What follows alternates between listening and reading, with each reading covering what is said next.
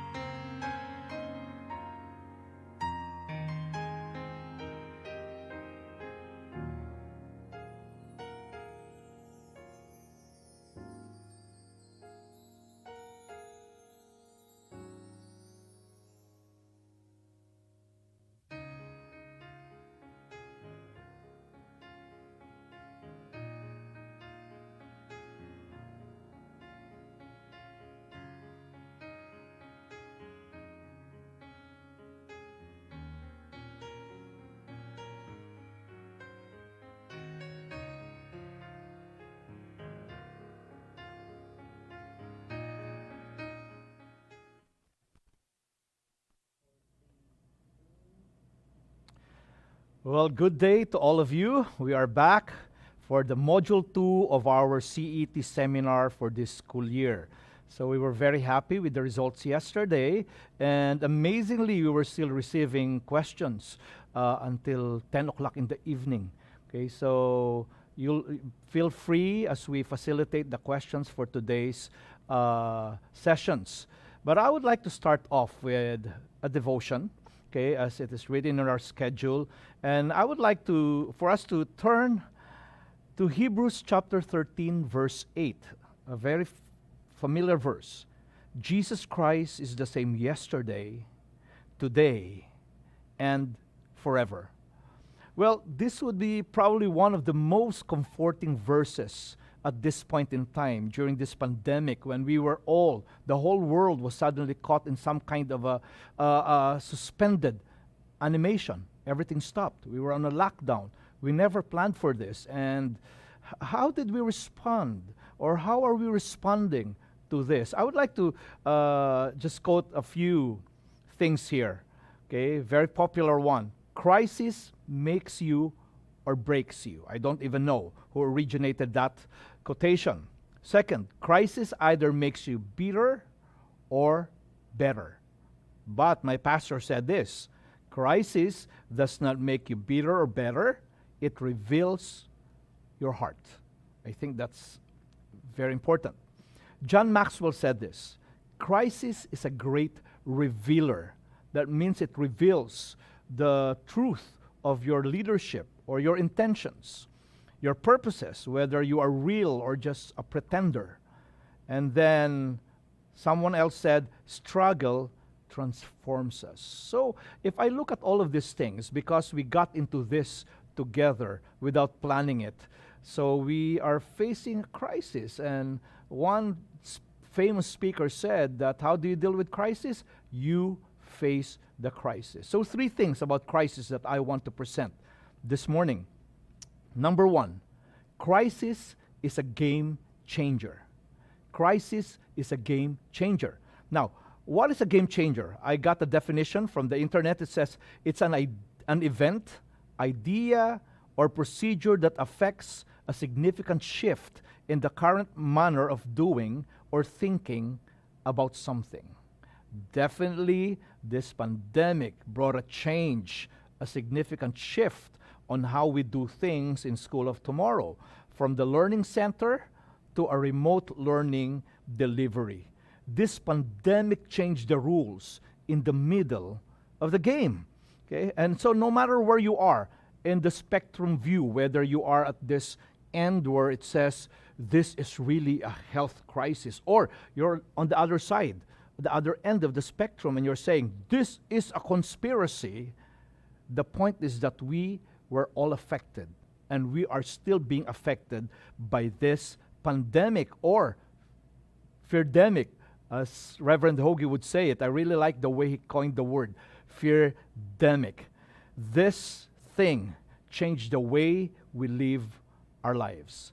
It changed the way we do things on a daily basis. But one thing did not change. Jesus Christ is the same yesterday, today, and forever. Now, the advantage we have in School of Tomorrow is that we were able to have a smooth transition from the learning center to remote delivery mode. Honestly, I feel, no, I'm not saying I feel sad or I feel bad, but I feel for those who have to move from conventional classes to some kind of a distant or online delivery method, because that's not easy. And for us, I said we had a smooth transition, but smooth doesn't mean easy.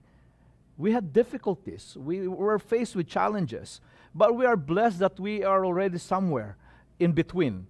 Okay, the procedures are the same in the normal and in the new normal. Probably we're saying that, the new normal has always been our normal in the learning center, but still we are shifting to a different mode. So that's still a new territory for most of us. And maybe we could say the procedures are the same yesterday, today, and until Jesus comes. Was the journey easy? Again, it might be simple, but not really easy. And up to now, we're still trying to figure out the best way we could bring our system to our learners and our parents. But praise God for His guidance. The same God who guided us through the normal, the old normal, if we want to call it that way, and this present normal or a future normal, He is still the same God. Jesus Christ is the same yesterday, today, and forever. Crisis is a game changer. Second point is this: crisis gives birth to creativity. Crisis gives birth to creativity, or probably we would say innovativeness. As an artist, I love to create. But what is my motivation to create, to be innovative? Okay, Plato, of course, the Greek philosopher, said, necessity is the mother of all inventions. This crisis brought some kind of necessity for us to move into a remote learning center mode. And again, I want to clarify it. When we speak of remote learning delivery, we're not just talking about online delivery, because some of our schools, your schools, probably do not have the luxury of connectivity, or some of your students, some of our students do not have gadgets. And we're glad that we could still shift into a remote learning through distant learning, okay, by devising ways by which our students or their parents could report to the school, to the teachers, and work out an arrangement on how to still carry out the whole learning center procedures home base, okay, and then with some kind of consultation with the school. So that was a necessity. The remote learning center education of SOT was birthed out of this need. Now, two important terms, probably made popular because of this crisis, is the new normal. That's one term, and everybody's using that. And the other one is pivot. Okay. Now, I was thinking about this. They said it's one of the most popular terms now. Maybe it's too popular that many of us are not even using it. But in the business world, pivot is being used. A pivot is the central point by which or from which a mechanism would turn or oscillate. How do we turn what we are doing so that it meets the needs of those around us? Casey Crawford said this, and I love what he said: adversity brings opportunities. But that's a general statement. And he actually qualified that further by saying real opportunities only happen when we think of others. It's not about what's in it for me. It's not about me as the educator, as the teacher, as the administrator, or the pastor of a Christian school. It's about the people we serve. Okay, so in going to remote learning mode, are our learners or parents our main concern? Priority in our minds. Your creativity will be dictated by your purpose. Are we doing remote learning to survive as a school? To financially continue to provide for our teachers? Of course, that's part of the things that bother us or the things that we need to address. These are realities of life. But the primary purpose of pivoting into something, into an opportunity, is by thinking, how can I serve our learners the best way in this time of crisis? I was looking at some headlines like 3 weeks ago, I think, concerning coronavirus, and I came across this one, which I would consider the funniest headline I've read during this time of crisis. It says, coronavirus conference gets canceled because of coronavirus. It's really fun if you think of it. But remember, we planned for CET, live, 24 venues with approval from the PRC, 15 CPD units for each of this. But of course, things change. We never planned for a webinar, but we pivoted so we can do this. So we can serve you. Crisis gives birth to creativity. We suddenly came up with ideas on how to promote our schools. Crisis gives birth to creativity. Our staff in our school, they are discovering that there's so much more that they could learn or so much more that they could do to serve our students or to improve themselves as teachers. Crisis gives birth to creativity. To our leaders, remember this. When crisis happens, leaders show up. Let me repeat that. When crisis happens, leaders show up. That's not my original. That's, again, from Casey Crawford. Creativity begins with us. Okay? And when I think of being excited about remote learning, remember, you can only pass your excitement if you have it. The excitement we have will be passed on to our parents and to our learners. Brother Ralph Rice, in one of his sessions in ACE, I think it's entitled Ministering Out of Your Overflow, he said, you can only give what you have. If we want our parents and our students to be excited about remote learning, we've got to communicate it in such a way that we are excited. Let us be creative. Crisis gives birth to creativity. Let us not just thrive. Let us survive, others would say. But it's the other way. Let us not just survive. Let us thrive in this crisis. And we have a reason why. Jesus Christ is the same yesterday, today, and forever. The same God who guided us through the years is the same God who will guide us through this crisis. Crisis gives birth to creativity. And number 3, Crisis is a platform to give glory to God. Crisis affirms the truth in Hebrews 13:8, that He is the same yesterday, today, and forever. God never changed. Our situations, our circumstances change. The possibilities have changed. The rules change in the middle of the game. But God is the same faithful God. And every day we could reboot our day and say, His mercies are new every morning. Great is thy faithfulness. Earlier I said that our purpose will determine our creativity. If our ultimate why we are doing what we are doing is for the glory of God, then we will be on the right track. Crisis is a game changer.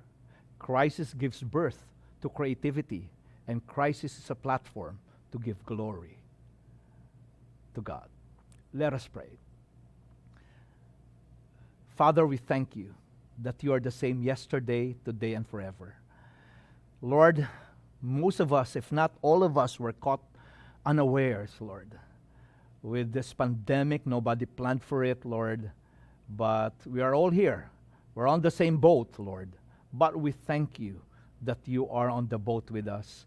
And I pray as we face school year 2020-2021, Lord, we will face this with a sense of confidence, not because we have prepared, not because we are able or capable, but because we have a God who will continue to provide the grace and the guidance and the wisdom so that we can run our schools in the way you want our schools to be run, Lord. We thank you, and I pray that this would become a shining moment for our schools in our respective communities, Lord, that even government agencies will be able to recognize and see that truly we are making a difference, and the curriculum, the system that we use is something that is from God. So we thank you as we commit this Day 2 webinar to you. We just commit ourselves to you. We pray that each one of us will be guided by your wisdom. We give you glory and honor in Jesus' name. Amen and amen. So again, I just want to formally welcome you to Module 2 of our webinar. For Module 1, we basically tackled issues directly related to the remote learning center education. Today we will focus more on the learning center, and basically we're going to talk about the two most requested topics, or the themes, the prevailing themes during last year's CET evaluation, namely professionalism, okay, and children with special needs. So let me just go back to the instructions first. Let's review. Make sure you have your trainee's manual with you. Okay, remember, both sessions for today will have the usual fill in the blanks as you listen to our speakers.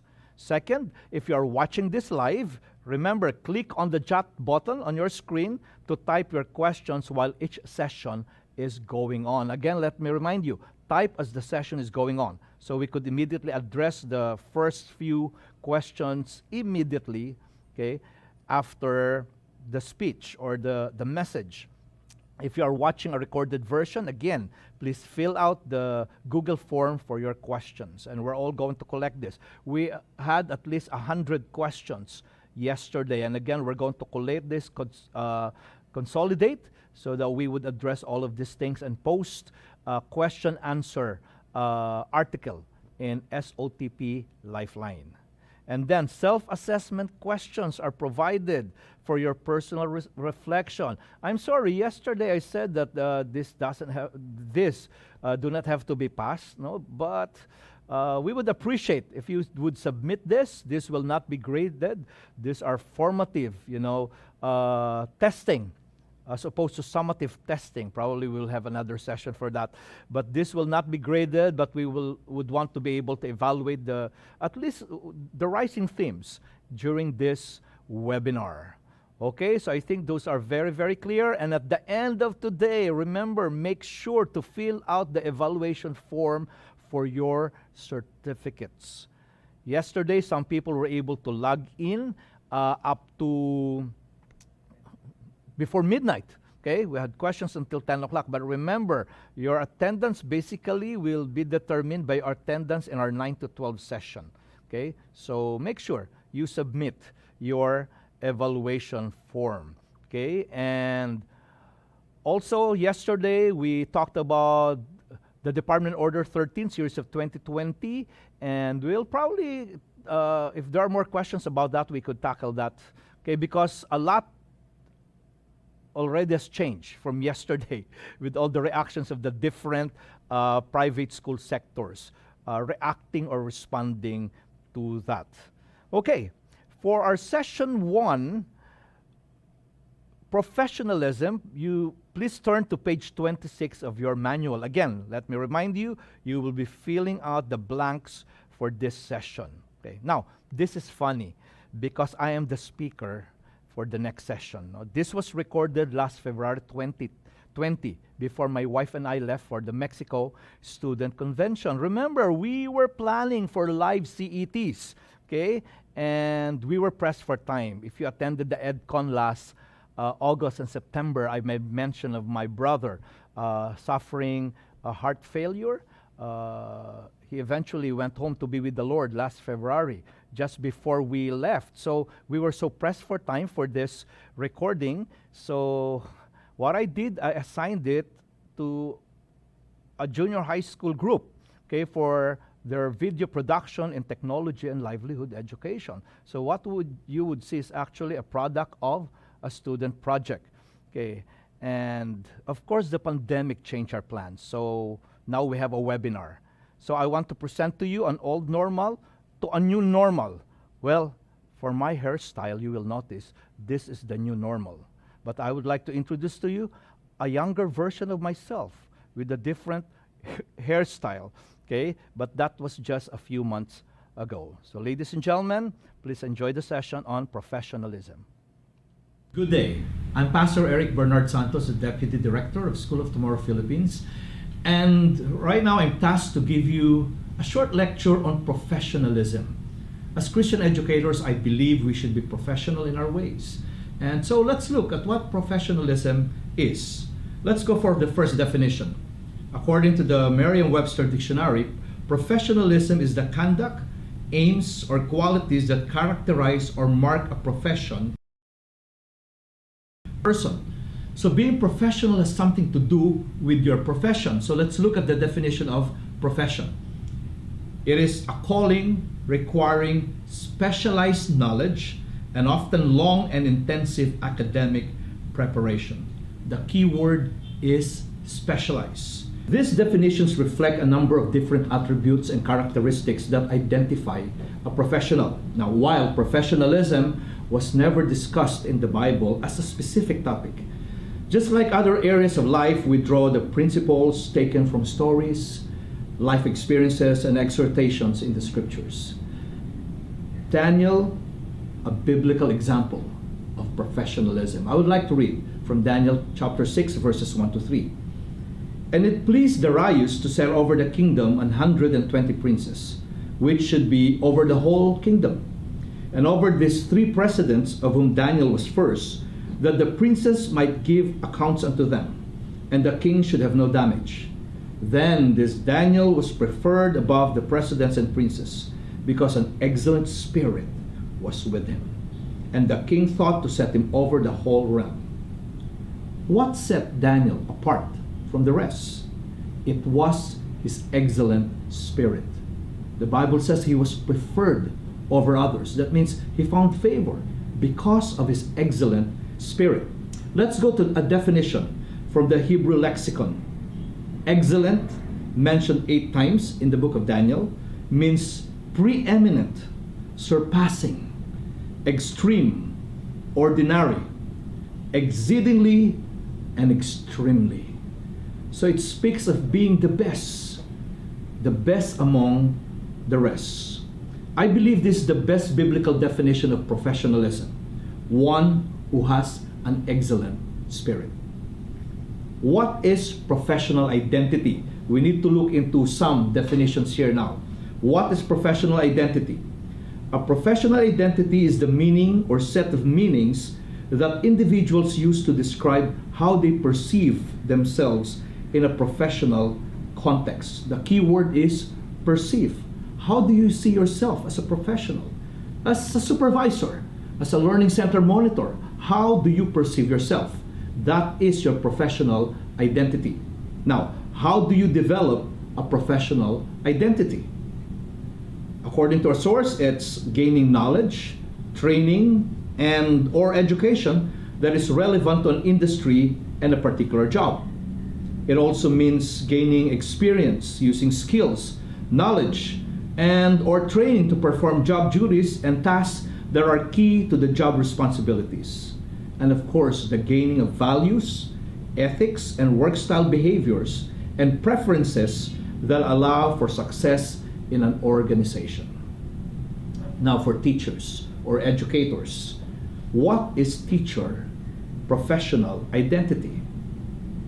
According to another source, teacher professional identity is defined as the beliefs, values, and commitments an individual holds towards being a teacher, as distinct from another professional, and being a particular type of teacher. Are you an urban teacher, a beginning teacher, an English teacher, a supervisor in the learning center, a monitor in the learning center? Are you a speaker or a lecturer in a conventional class setting? This will all define your teacher professional identity. Now let's go to the attributes of a professional educator. What are the attributes of a teacher or an educator? Of one with an excellent spirit. In another version, excellent spirit was defined as a different spirit, exceptional spirit. And some of the ideas I'm going to share with you came from the website mindtools.com, plus a lot of my inputs. Number one, knowledge of the job. Knowledge of the job. In other words, professionals know their job, not just their job titles. What's your job title? Supervisor, monitor, registrar, maybe the school secretary? Then you've got to know your job. Knowledge of the job means specialized knowledge, and we touched this a little bit during the definition part. Specialized. This means one has gone through training and preparation for the job. Now, this is the reason why the entry point in being involved in Christian education is a training. Pastors and administrators take the paths. This is the very foundation of knowledge in going about our school ministries. Supervisors and monitors all go through the Christian educators training. This is all basic because we've got to know our work. Now, educational degrees and certifications are also very important in our ministry. Why? Because we are in the field of education. There should be a deep commitment to continuously develop ourselves and upgrade our skills. While there are mixed reactions to the implementation of the CPD units to renew the teachers' licenses, this is actually a plus side for furthering specialized knowledge, provided you choose the right seminars. Now, praise the Lord that our trainings and conventions now get CPD approved units with the Pacific Rim Educational Foundation as a CPD provider. Now, this is also the reason why we have our Educators Convention every year, and also the Christian Educators Training every summer to sharpen the axe, to maintain our cutting edge. We've got to know what we are doing. We need to keep reviewing. Now, learning center staff, you need to know the procedures manual. Again and again, do not get tired of going through the same training summer after summer, because you've got to know the procedures. Administrators, aside from knowing the procedures manual, I encourage you to know the DepEd manual of regulations for the operation of private schools. Just to know your legal rights, where you stand, and what areas are negotiable. This would all matter in knowing our job. Keep reviewing. Do not let your knowledge and skills get outdated. Be committed to build your expertise and stay up to date. Daniel 1 verse 20 says this, "And in all matters of wisdom and understanding, that the king inquired of them, he found them 10 times better than all the magicians and astrologers that were in all his realm." So, knowledge of the job. Number 2, competence. Competence. If there's one thing a professional does, is he gets the job done. finishes his goals, he completes the task. Definition of competence from the Merriam-Webster Dictionary. It is the quality or state of having sufficient knowledge, so you know your job, judgment, being able to make decisions, skill, there should be a set of skills to make you competent, or strength, as for a particular duty or in a particular respect. Now, for certain things about being competent. A, professionals are reliable. This simply means when you are given a responsibility, you report back. In our training organization, Monkey Business, you are given a return ticket. So you need to report back. You need to update. B, professionals manage expectations. Sometimes situations would arise that prevent people from finishing their goals or delivering their promises. Well, but they do their best. Professionals do their best to communicate in order to avoid or at least minimize frustration and work towards making the situation right. Okay. Letter C, professionals focus on finding solutions. They do not make excuses. In other words, for every problem, they find a solution. Okay. Sadly, other people find a problem for every solution. And I hope we won't be like that. Okay. We should be professionals by focusing on finding solutions. And letter D, professionals follow organizational processes. That means you report if you're expected to report. Like in our learning center, you fill in the goal check report daily. You need to fulfill that. That's part of the process. You follow the trail of the pace. You've got to do it the proper way according to the procedures manual. And organizationally, you know, in the administration, you give liquidation reports or activity reports. Know the process of your school. Now, of course, in the Learning Center, everything is pretty much given in the procedures manual. But there are other things that you do as a school, as individual schools, and you've got to have processes by which people could follow. Okay? So you report back. Okay? You follow the process. And to summarize the four, probably we just say they deliver. Okay? If you're given a task, you deliver what is expected of you. That is being competent. I would like to read from Daniel chapter 5, verses 10 to 12. Okay? And we would see here how they have recognized the competence of Daniel. Verse 10. Now the queen, by reason of the words of the king and his lords, came into the banquet house. And the queen spake and said, O king, live forever. Let not thy thoughts trouble thee, nor let thy countenance be changed.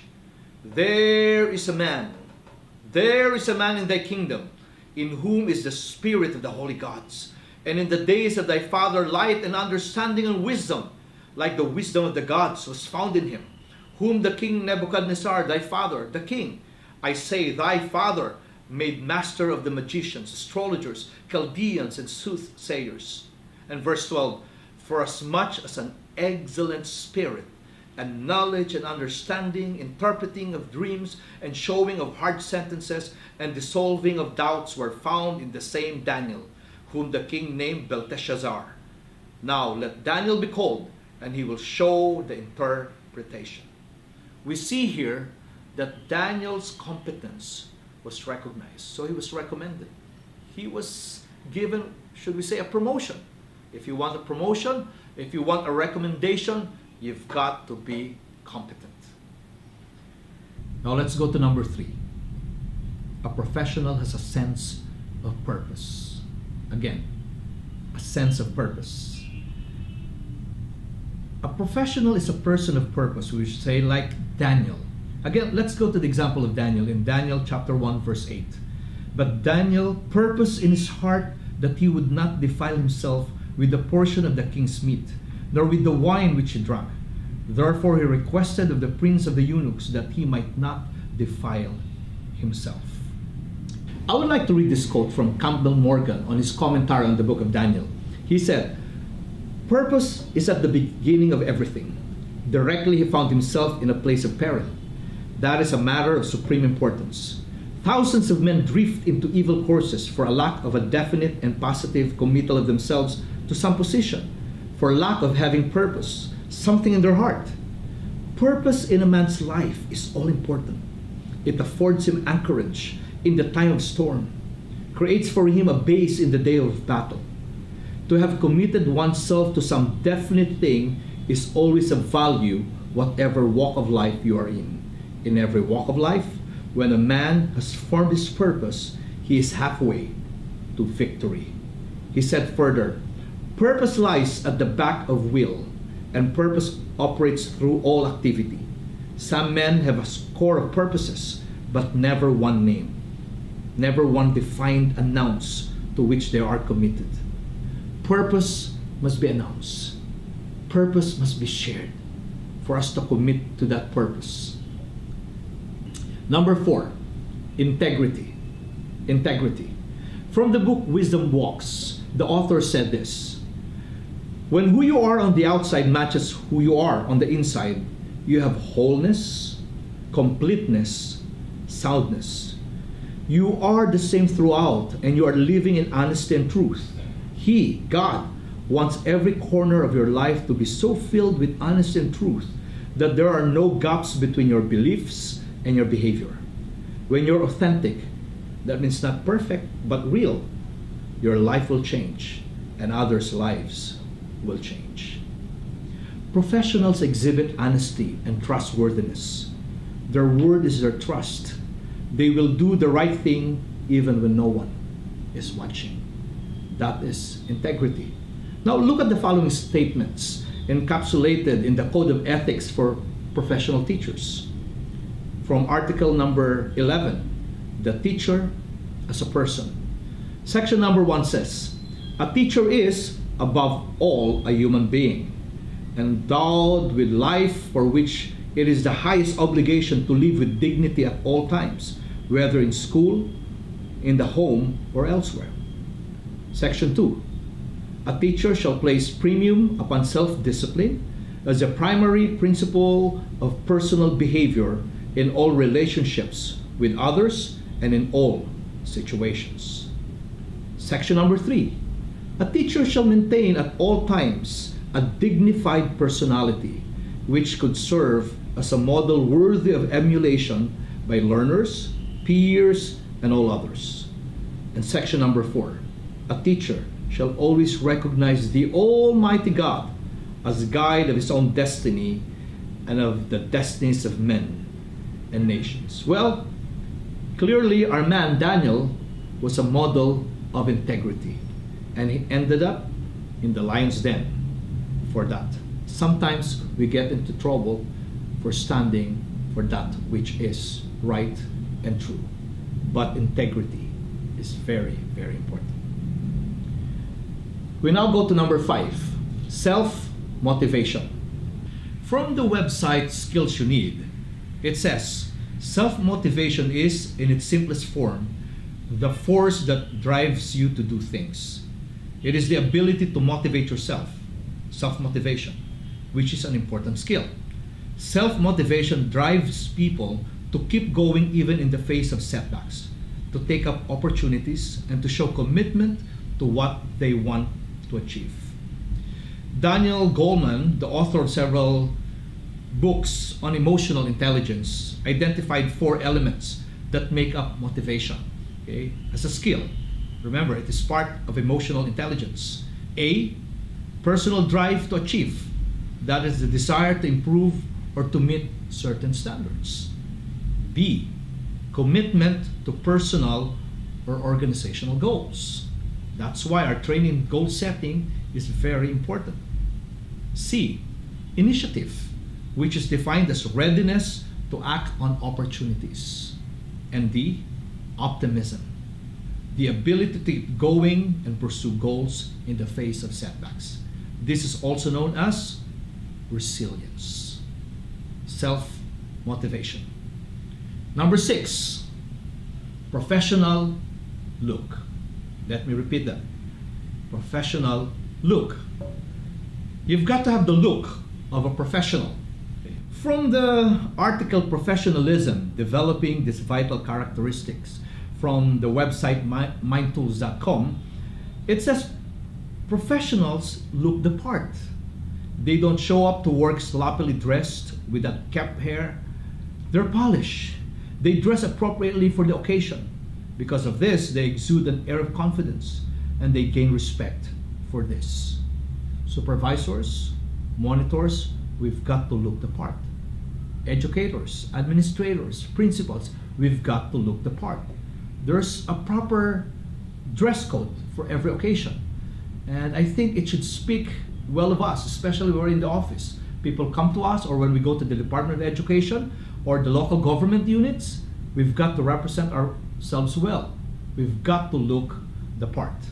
Daniel 1 verse 14 says, "And at the end of 10 days their countenances appeared fairer and fatter in the flesh than all the children which did eat the portion of the king's meat." Well, maybe this doesn't really speak of the dress code of Daniel, okay, and his friends, but I think it speaks about the countenance. And when we say look the part, it involves our countenance. We should be fairer than the rest, or probably more gracious in the way we look, in the way we approach people. That's part of our professional look as educators. And of course, that's why we have dress codes. Dress for the occasion. Now lastly, number 7, high relational quotient. I know we do not have this RQ, but I would like to actually dwell on the importance of interpersonal relationships. Your professionalism as an individual will overflow into your relationships with other people. Interpersonal relationship refers to a strong association among individuals working together in the same organization. Employees working together ought to share a special bond for them to deliver their level best. It is essential for individuals to be honest with each other, for a healthy interpersonal relationship, and eventually positive ambience at the workplace. They also stay professional under pressure, probably. For instance, imagine a customer service employee who's faced with an irate customer.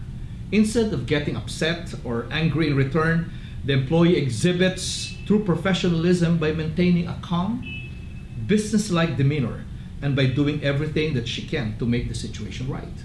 How you answer phone calls, how you respond to people inquiring about your school, or even visitors from the government or probably from the fire department. We should check our demeanor.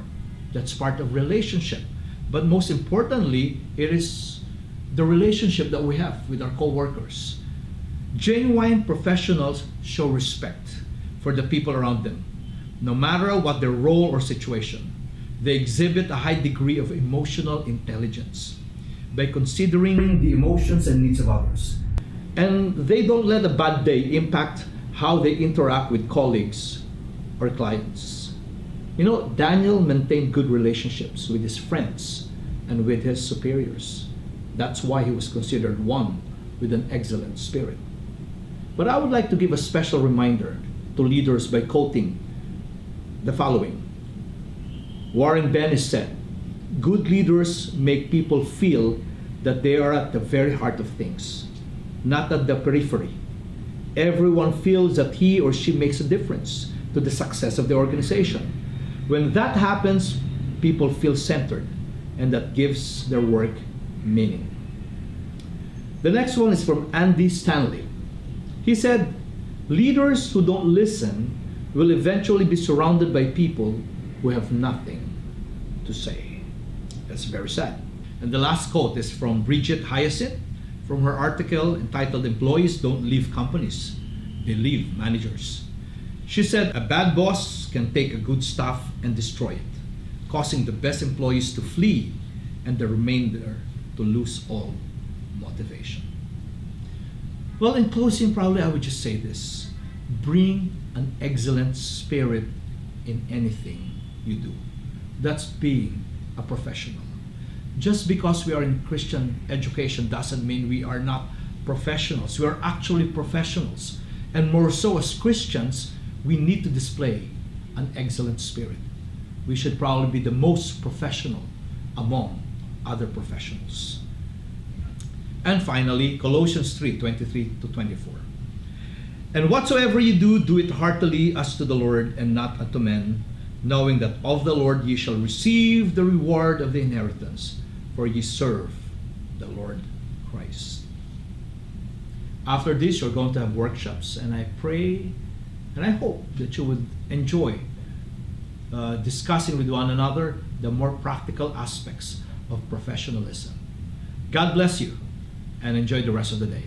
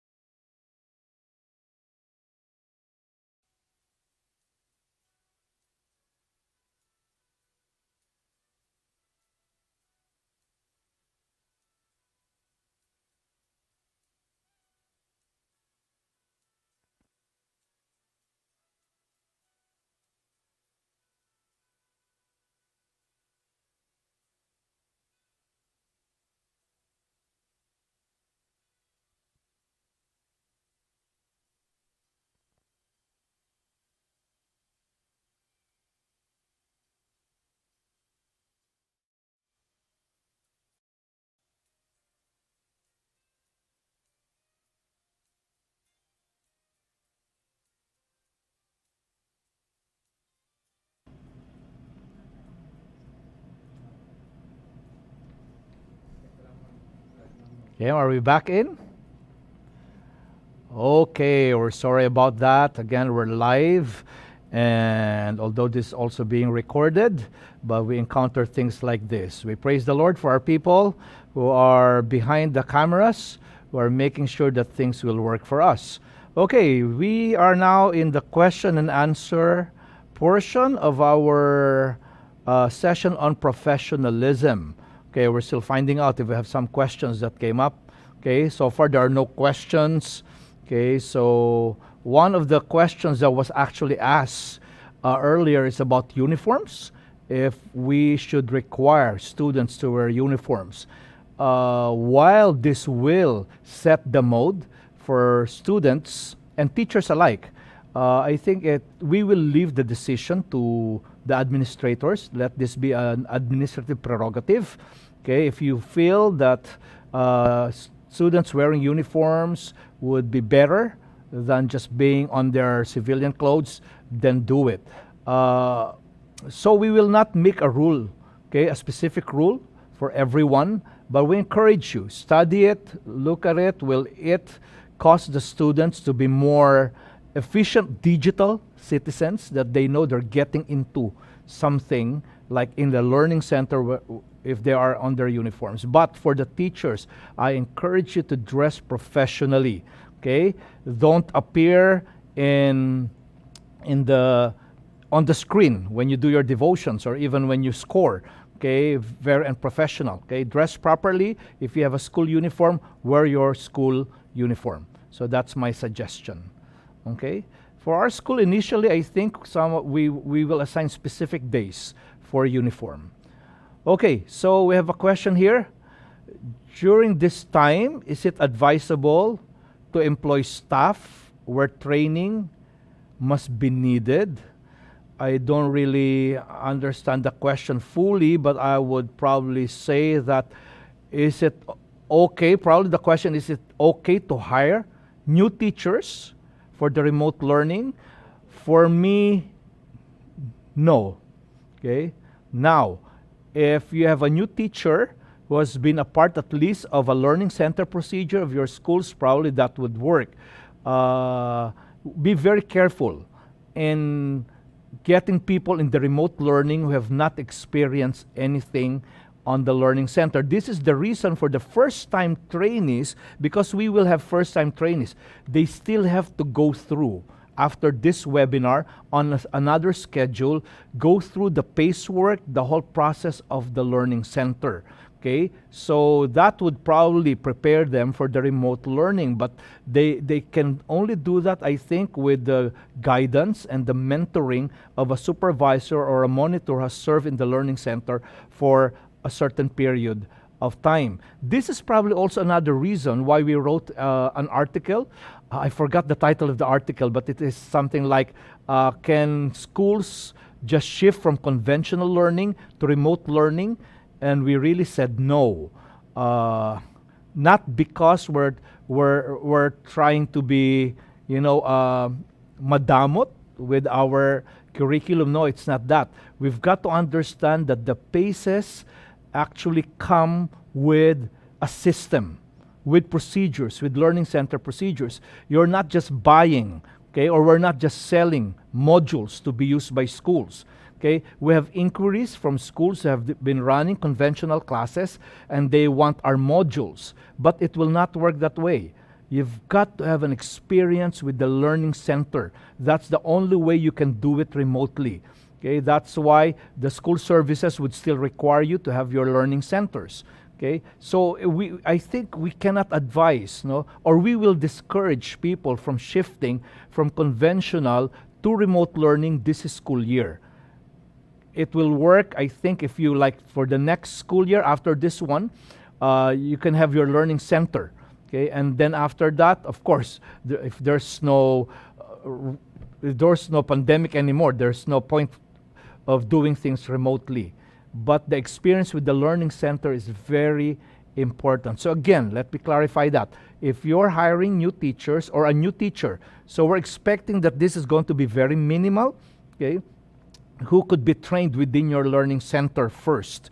Okay, but if you are using a different system and you want all your teachers to do remote learning using School of Tomorrow, it will not work. We do not want to compromise the integrity of our materials, because our materials will only work with the particular system that we are using in the Learning Center. So please don't get us wrong, if selling materials is just our business, then we will earn so much just by selling materials. But we're not in that kind of business. We are into promoting a Christian education system of individualized, self-paced, self-regulated, self-learning education.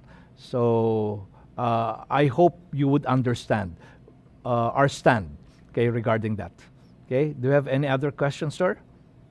So far, there are no questions.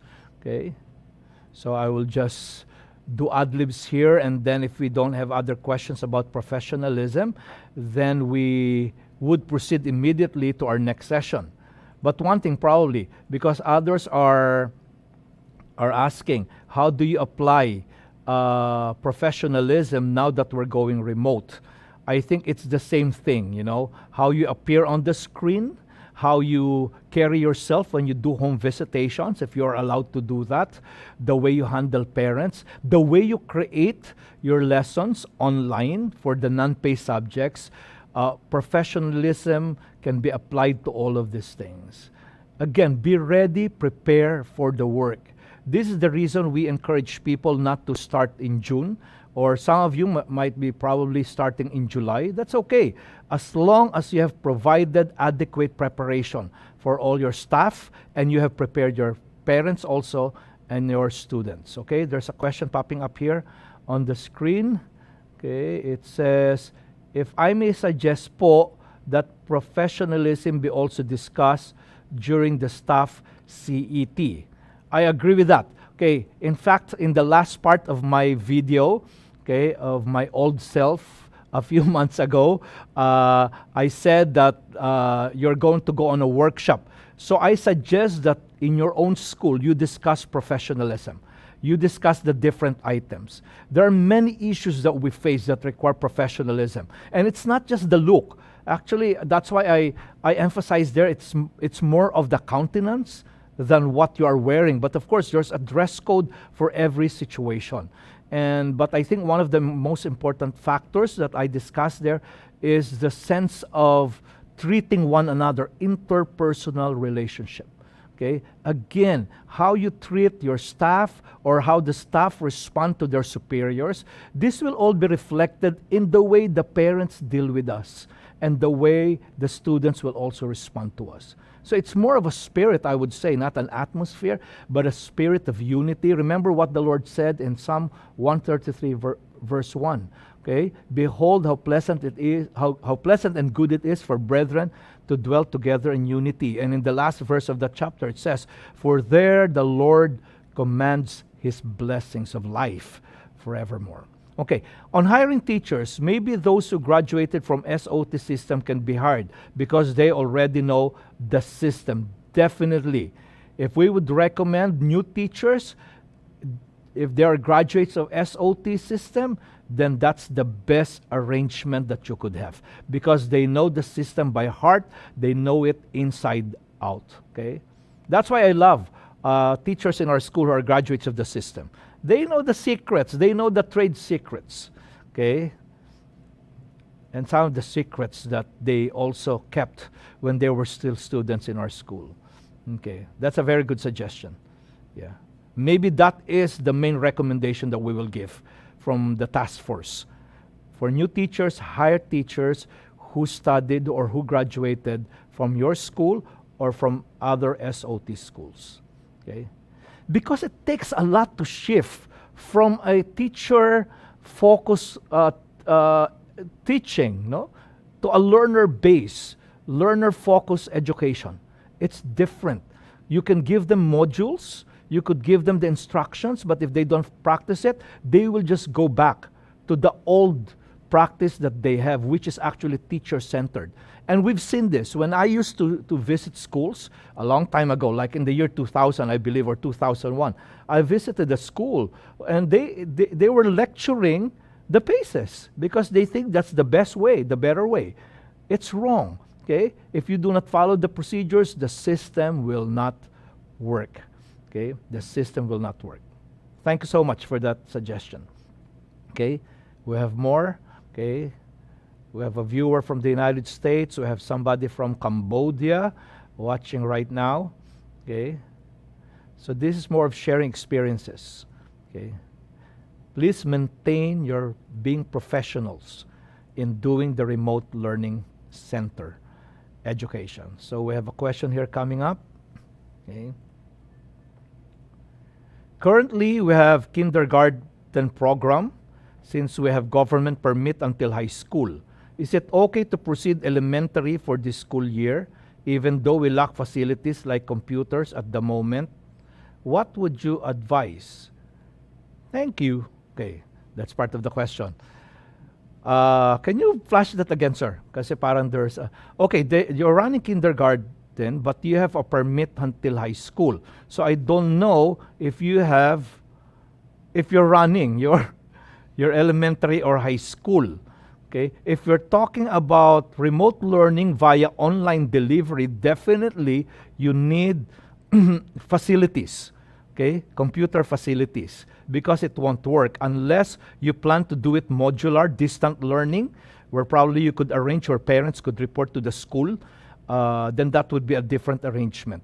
If you're asking about you having elementary and you have elementary and high school and you want to shift to SOT's remote learning center, again, okay, we do not advise that, we do not recommend that, and I would even go to the point of saying we will not approve that, okay, if you're jumping from conventional to remote learning using our modules, because you've got to go through the learning center experience. I recommend that you go to sotplifeline.com and check that our article on why you cannot jump from conventional schooling or classes to remote learning using the School of Tomorrow modules.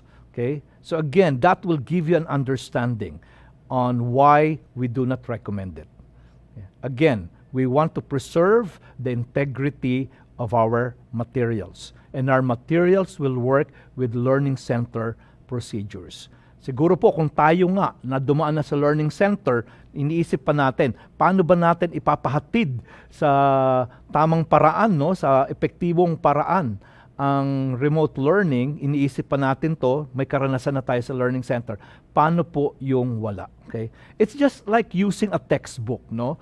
May mga alam po ako, gagamitin nila yung textbook, gagawin nilang parang modules, hihiwa-hiwain nila, pero that's not the way textbooks are designed. Textbooks were designed to be taught, to be explained. So kailangan po makita natin, there's a big difference. Okay, will field reps come visit our schools during this RLCE period?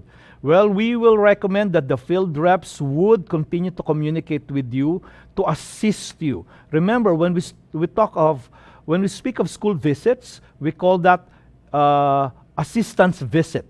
The goal is to assist you, not really to just close your school. No, we're not even the DepEd, you know.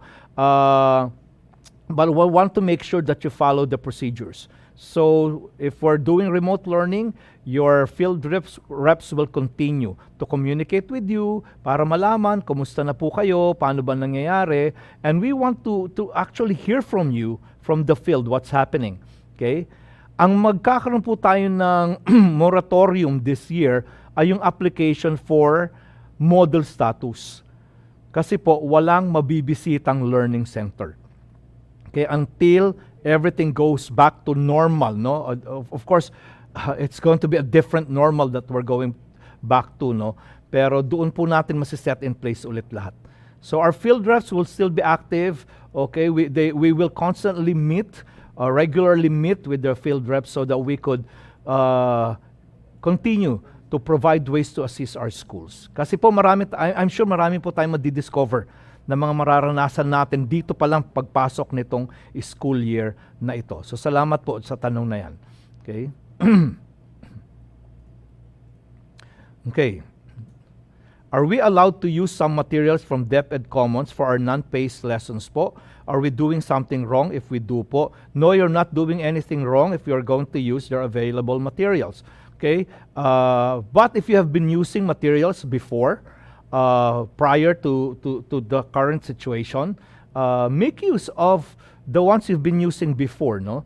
For our school, like for some of our non-pay subjects, we are still using the same textbooks facilitated by online teaching, asynchronous and synchronous by our teachers. Okay? One thing we want to make sure, we do not want unlimited screen time for our students. That is, I was just actually exchanging chats with a friend of mine who is with Ateneo, no? Na sabi niya nga, mabilis kayo, Pastor, mabilis kayo, Eric, nag-transition into online, no? Sabi ko sa kanya, well, because our materials made it very possible for us, excuse me, to shift to the remote mode. But I explained to him, because he's also an educator, that we have schools using the system who do not have the luxury of connectivity or even gadgets. The modules or the paces will still work, but we will devise ways so that they could connect. The family could still have consultation with the school, no? Yun po again ang benefit ng ating system. But for the non-pay subjects, I encourage you, kung ano na po yung ginagamit nyo dati, yun pa rin po ang maaaring gamitin nyo. Tignan nyo lamang kung paano magkakaroon ng delivery, no? Na maaaring iba-iba sa bawat sitwasyon din, no? So, I have not personally looked into DepEd Commons, but that has been made available by the Department of Education for access by private schools, no? But you have to log in your school ID to be able to get into it. So napakahalaga po niyan, no? So hindi yan parang basta-basta lahat makakakuha, no? So let's be very careful, no, sa pagpili din po ng ating mga gagamitin. Dito rin po siguro lumalabas, no, yung mga katanungan na yan, no. Madalas ko pong tanungin to sa ating mga administrador. Ano po ba ang ginagawa nyo sa mga non-pay subjects, no? Kasi kailangan talagang may sistema din yan. May structure din. May rubrics ng grading. Hindi po pwede nagkita-kita sa chapel or kumanta tapos yun na yung grade sa music, no? So this time, I think it will be tested. Have we really been delivering, okay, good education in the non-pay subjects to our students? So, pero dun sa tanong, kung pwede, wala po kayong ginagawang masama kung mag-access kayo sa DepEd Commons. I think that's also a provision for us. May incoming question daw. Okay. Pasensya na po. Tagalog lang po ang kaya kong gawin, no? Parang napapanood ko sa TV to, yung mga question answer, no? Pag may press conference, ang IATF, no? And by the way, after Mrs. Dawson's session later, and the question answer, I will make mention of this again. We will not limit the questions to her session, but if you have other questions regarding the remote learning delivery, then pwede po nating itanong dun. Okay? Okay, there's a question coming up. Okay? Na nawala po, inurong na, baka nasagot na po, no? Okay? But I think, yeah, we still have time. Okay? Okay, but if there are no more questions, no?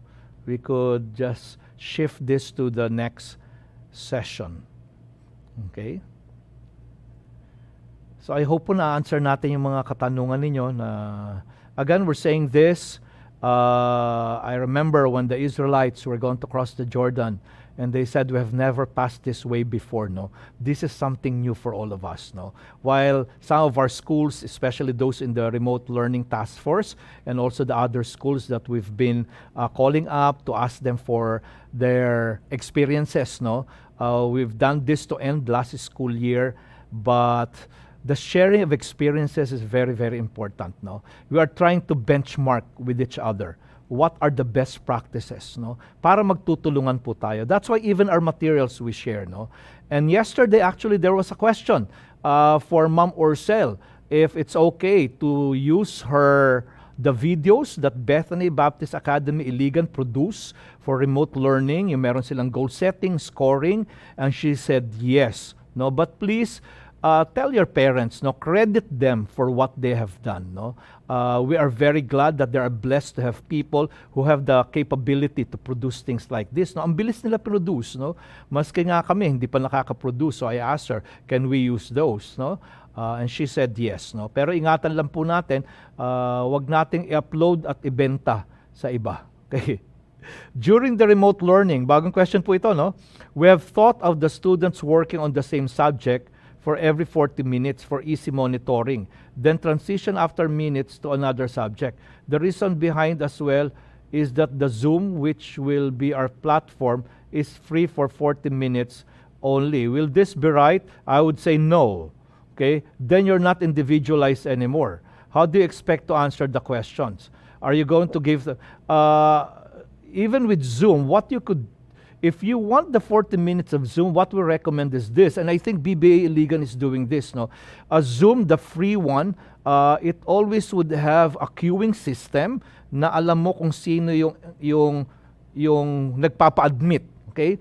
Now remember, if it's one-on-one, there's no limit, okay? And let's take advantage of that until Zoom probably will not allow that anymore. But as of now, one-on-one is free. So if you set it up, and then you give the link to your students, and then you admit them one at a time, you will see the queue. Sino yung nauna?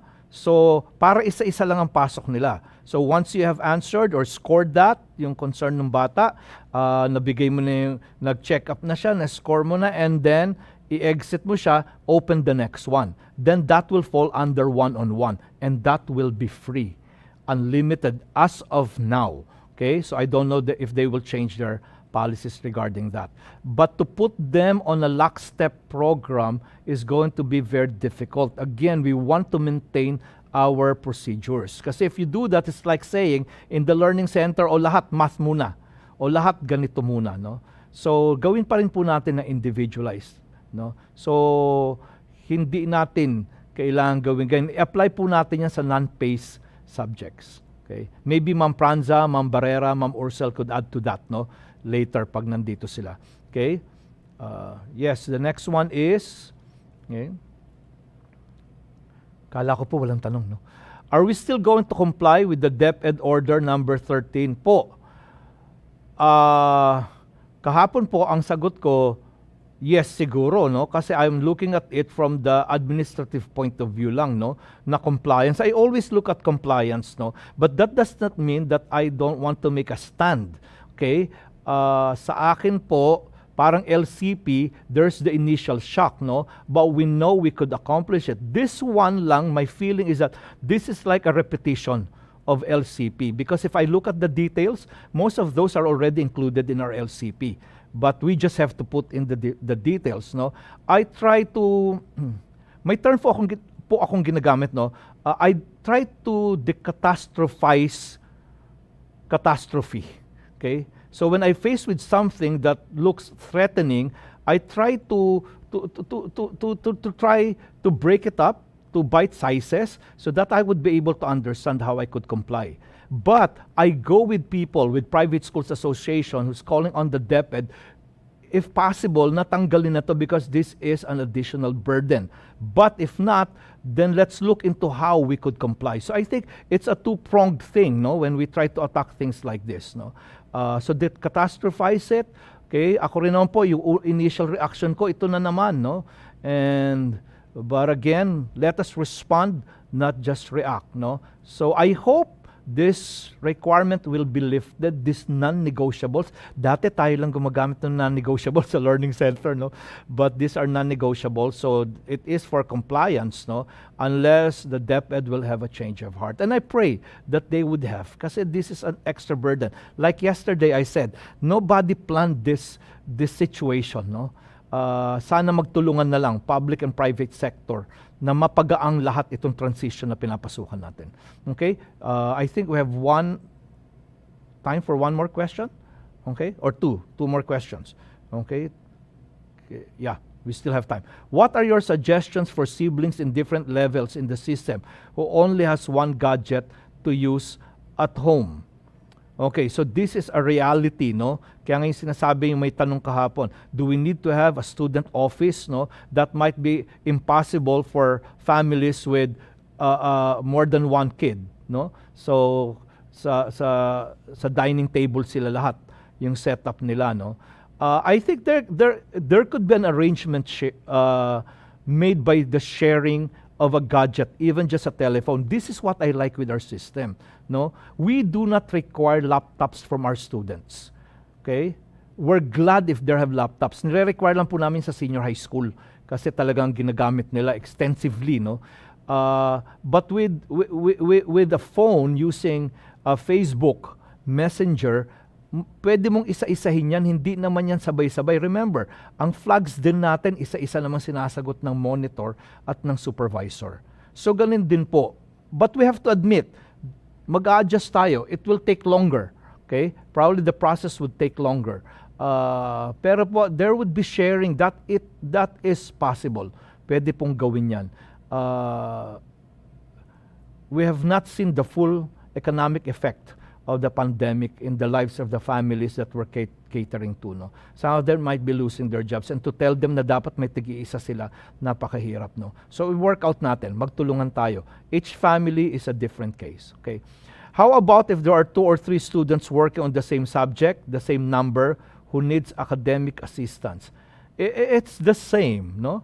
Kasi hindi naman sila nagkikita, no? Hindi mo naman gagawing sabay-sabay sila ng, okay, all of you do page 3, and then we will all... That's what other schools did when they tried to just make it like a lecture lockstep. Again, that violates the whole concept of our individualized education. Sige po, meron pa po ba tayo? Okay. On DepEd Order Number 13, how do we comply with the requirements of having our PACES in copy? Ito po dun sa letter B itong category, no?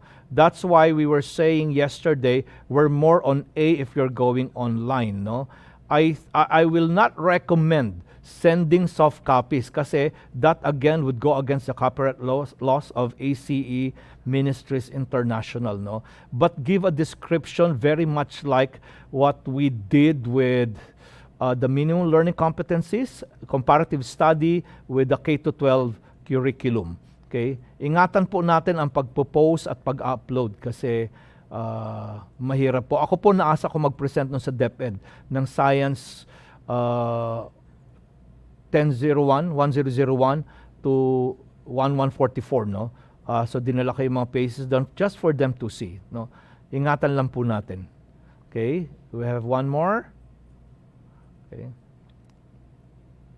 Can we do both online and modular blended modalities this school year? Some of our students do not have connection. Again, we want to clarify po, pag sinabi po natin blended, may kasamang face-to-face. Okay? The only time you have blended is if you're using face-to-face plus online, face-to-face plus module. Okay? So dun po sa na-lift na ang mga CQ, community quarantine, and there's an opportunity for kids to report or for teachers to visit, then that will fall under blended. So you have modular and blended, or online and then face-to-face. Kaya po kami, when we promote the school, we say that we offer blended when, okay, the community quarantine is lifted. Otherwise, we're doing it remotely, online or modular, no, distance education. Okay. Good morning, sir. In terms of promoting SOT system, will the SOTP provide a promotional video about our system that schools can share and edit to make it more personalized, okay, for every school? Okay. We're actually preparing a presenting School of Tomorrow Philippine version, no? That's actually in the plans, no, before all of these things happened, no. Kaya kami rin nagulat kasi hindi kami makapag-gather dito for a while, no. We're glad that we could come to SOT office on a limited basis. 50% of the employee population can come here, no. If you notice, we actually sent some online materials, digital materials, promotional materials that you could use, napapalitan na lang po yung mga pangalan ninyo. Some of you took it a step higher by even changing the color scheme to the colors of your school, no? That's just okay po. So we will provide that. Hindi lang po namin mapapromise kung kailan natin magagawa, no? Maganda po yung iba namin pinibigay. Siguro we'll come up with more, no, on how to promote School of Tomorrow system. But we've got to be very careful kasi when we spell out School of Tomorrow system, we cannot say that we are an SOT school. We can say that our school uses the School of Tomorrow program. That is part of our contract. And remember, we only use the School of Tomorrow system in our core subjects. While in our school, we have already adopted the whole principle of individualization and independent learning in our non-pay subjects. It's because for our non-pay subjects, most of the teachers are graduates of our school. So they know the system by heart. Okay? So na-apply po namin doon, ano, pero yun siguro ang tatandaan natin, no, na when we make promotions, let us be very careful, no. So binabantayan po din po namin yan. We've got to have the correct usage, no.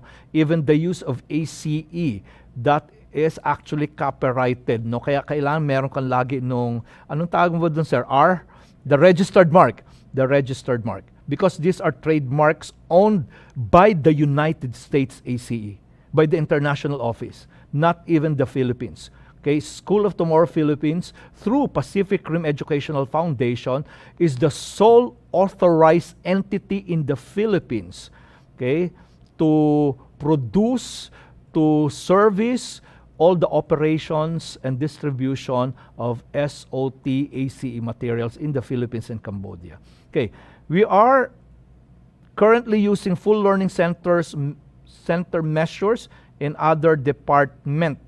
And we have a license up until elementary. Can we push through with the remote learning?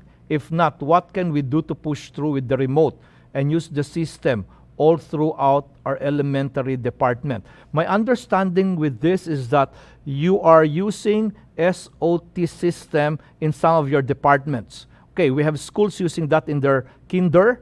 Okay, we have schools using this in their SPED. And we even have a department of a particular school, mainly conventional school, but they have a department for, it's not enhancement or enrichment or intervention program for reading. So they use the School of Tomorrow for that, the system. Now the question, if you have a license from the DepEd, syempre po, you can operate your school because you have a license. But using the remote learning without your teachers having experience, learning center procedures will be very, very difficult. Okay, kaya po sinabi ko kanina, we could even come to the point that we will say, we will not allow schools to jump from that. Kasi po, iba ang philosophy of learning or teaching ng mga teachers if they have not gone through. Even some teachers who go through the learning center, they still struggle with that, no? So, uulitin ko po yung sinabi ko kanina, our modules are not just materials. The modules, the paces, come with an educational system of learning. Okay, it comes from a philosophy. We have to understand our why.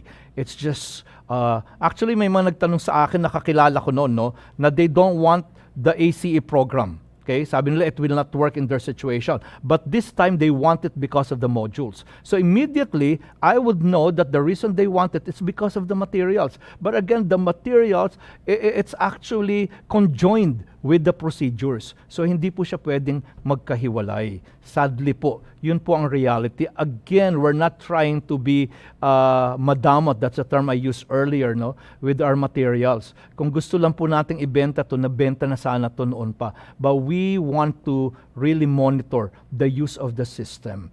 Okay, we are not just a curriculum provider, we are a system provider. So for schools now wanting to embrace the modules, siguro the question I would want to pose is this: what is your philosophy of education? Why are you why do you want to use School of Tomorrow now?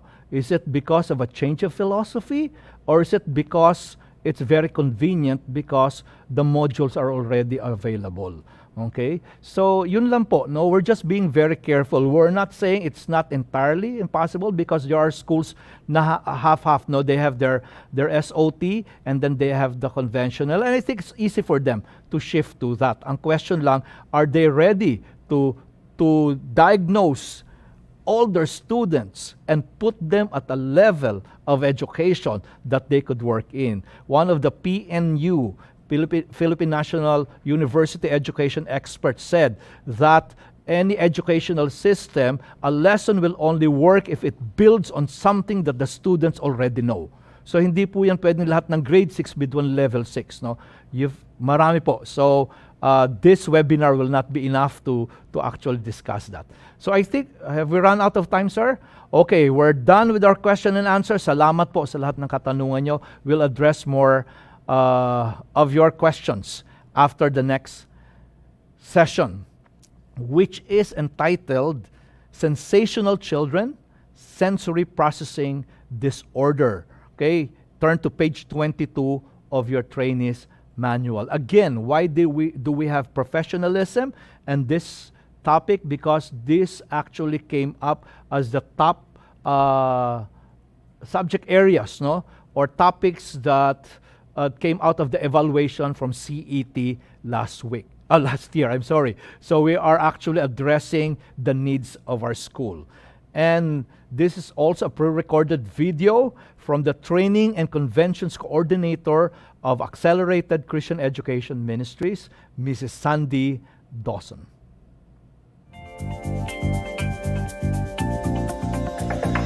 Lord Jesus, we thank you so much for the time that we have together today. Lord, we thank you for the sessions that we've already had. And we just ask that you would be with everyone in every time. Have your way in our hearts and our minds. In Jesus' name, amen. Amen. Well, let's begin with Scripture. And I love the Scripture that I found for this workshop. It's found in 1 Corinthians. For one star differeth from another star. Now, all of the children in your school are stars. You do know that, don't you? They are. They all twinkle a little differently, but they are stars, and we need to treat them that way. We need to see them as special and unique. Now, I want to share an opinion with you as we start. I always like to tell you when it's my opinion, so you can take this home and mull it around. You don't have to agree with me, but I want you to think about it. And that is, when we're dealing with children who have special needs, who have special limitations, I think it's very important that we are careful what we say to these children. I personally don't believe small children should be told that you have, and then give the label that's been placed on them. That's my opinion. I don't think they can handle it. What I've seen over the years is when we tell small children things like this, two things happen. One, they feel like there's something wrong with them. And why would you ever want them to think that? We tell them that God doesn't make mistakes, but then if we tell them there's something wrong with them, that doesn't go together, does it? We need to tell them that God made you just exactly the way He wanted you for a reason. The second reason I don't like to tell small children that they have a limitation in the sense of giving them that label is it becomes an excuse. And you would never want to give a child an excuse to do any less than their best. You want them to try. Now, if your child already knows, maybe the doctor told them, then work around it. Just work around it. But that's why I like to use the term limitation. And when I present a limitation to a child that I'm working with, what I usually say is, we all have limitations. And by the way, we do. We all have limitations. They're just different.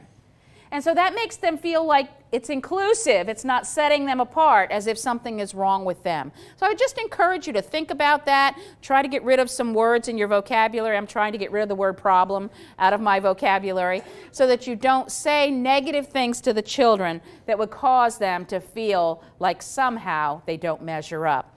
Now, we're going to talk about sensory processing disorder, but in order for us to understand that, we have to understand what sensory processing is. So let's start there. Sensory processing is a term that refers to the way the nervous system receives sensory messages, takes them in, and responds.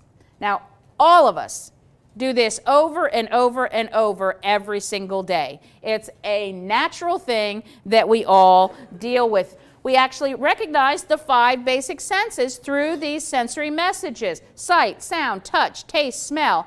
And I'm going to add movement to that, because when we get into sensory processing disorder, it definitely affects their movement as well. Now, most people are born with the ability to receive these sensory messages, to organize them in their mind in an effortless way, and then to do the right or appropriate behavior based on what they received in those messages. For example, you're sitting in your living room and you smell cookies burning. What is the natural response to that?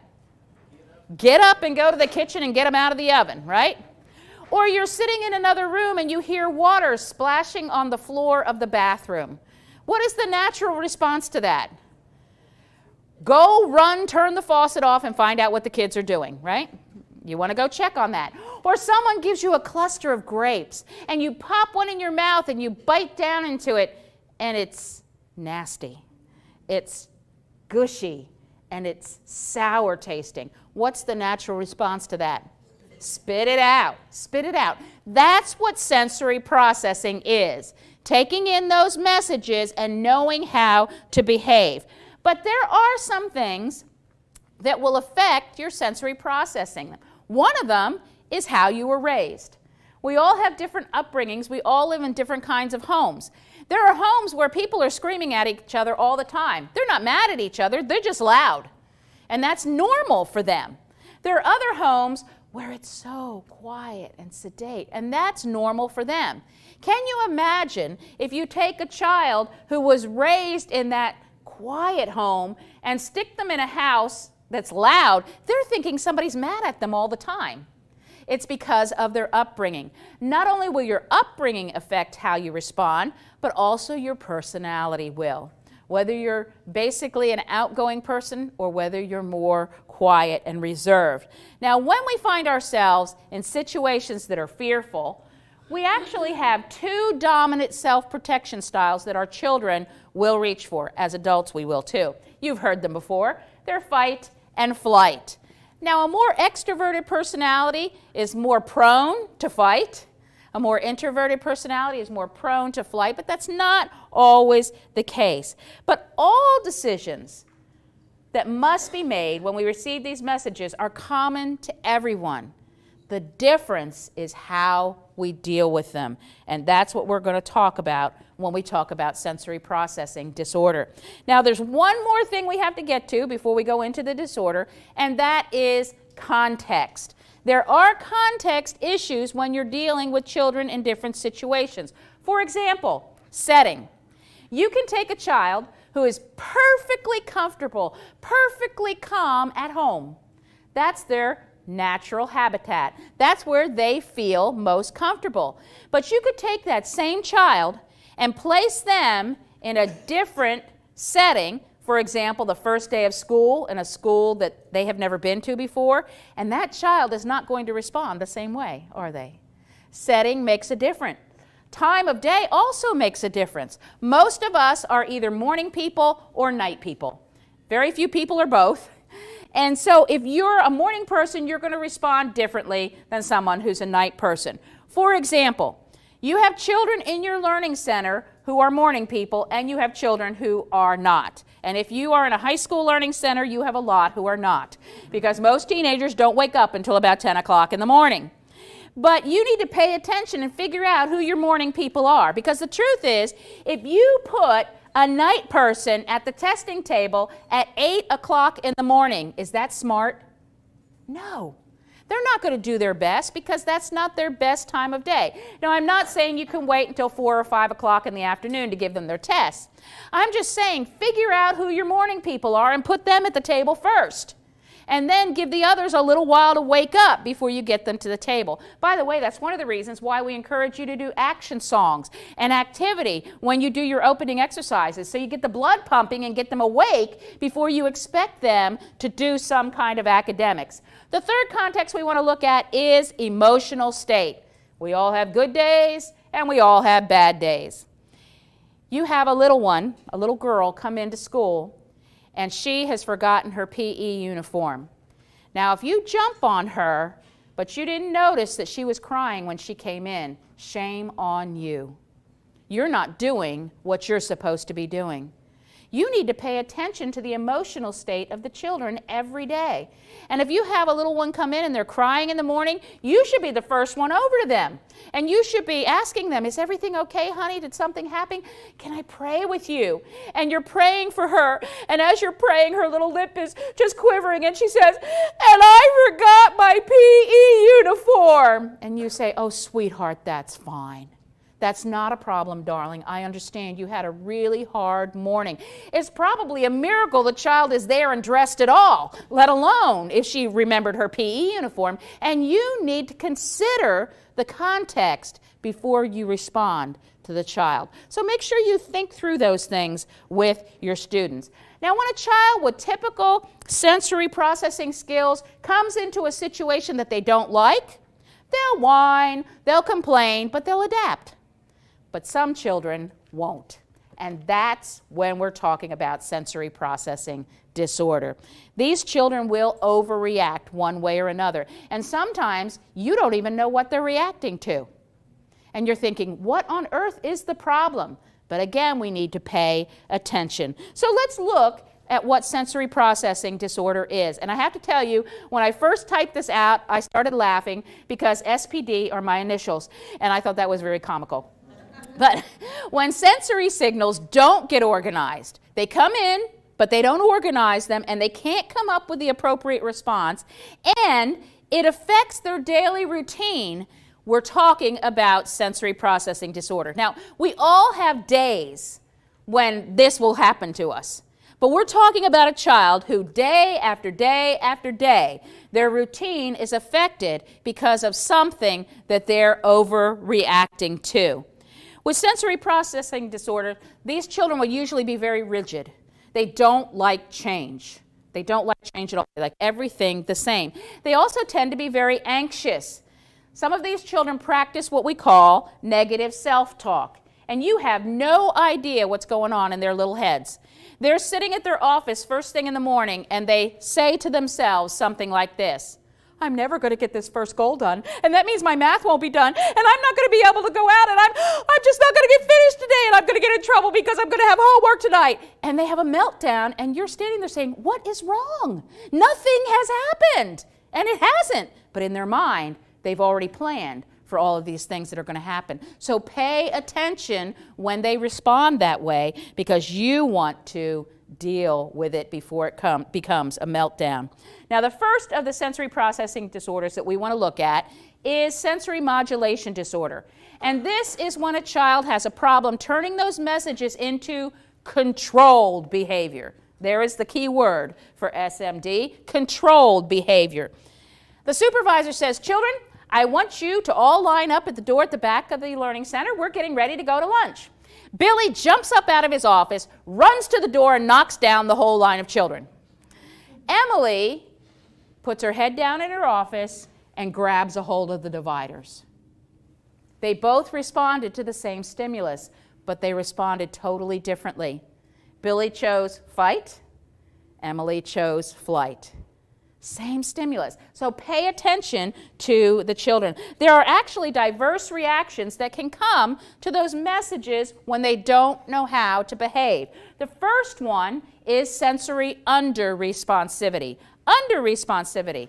The symptoms are they don't cry when they're seriously hurt. Have you ever seen a child like that? They get hurt and you wonder, why is this child not crying?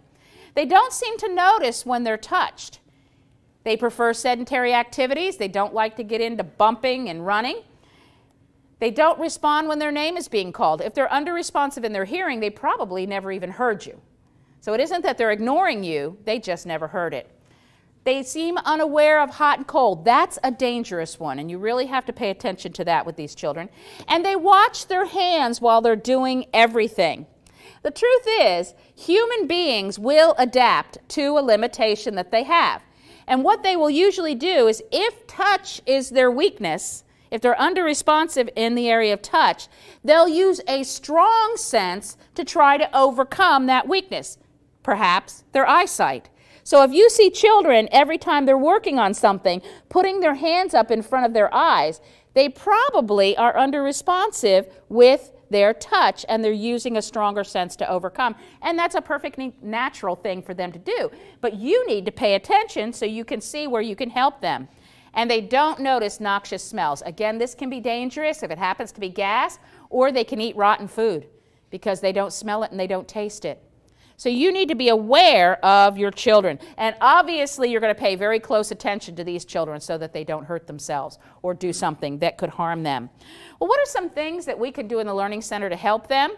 Well, if you have a child who's under-responsive in their hearing, and they're going to be doing their math or their science on the computer, they're going to have the DVD that they're going to watch, you need to make sure you crank up that sound. You put the headphones on and crank up the sound so that they can hear. Because at a normal level, they're not going to hear what's on that DVD. Just make sure that after they leave that you put the sound back down.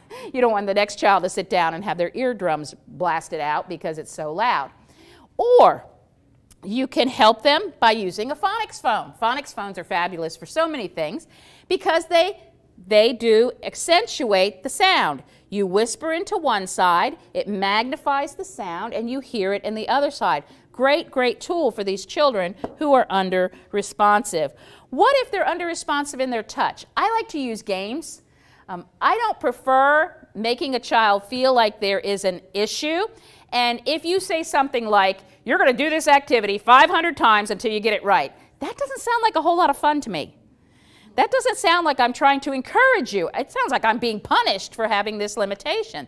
So I like to do games with the children so that it's lighter. It's not a big deal. You don't want to make a big deal about these limitations. So what can you do if they need help with their sense of touch? Great game.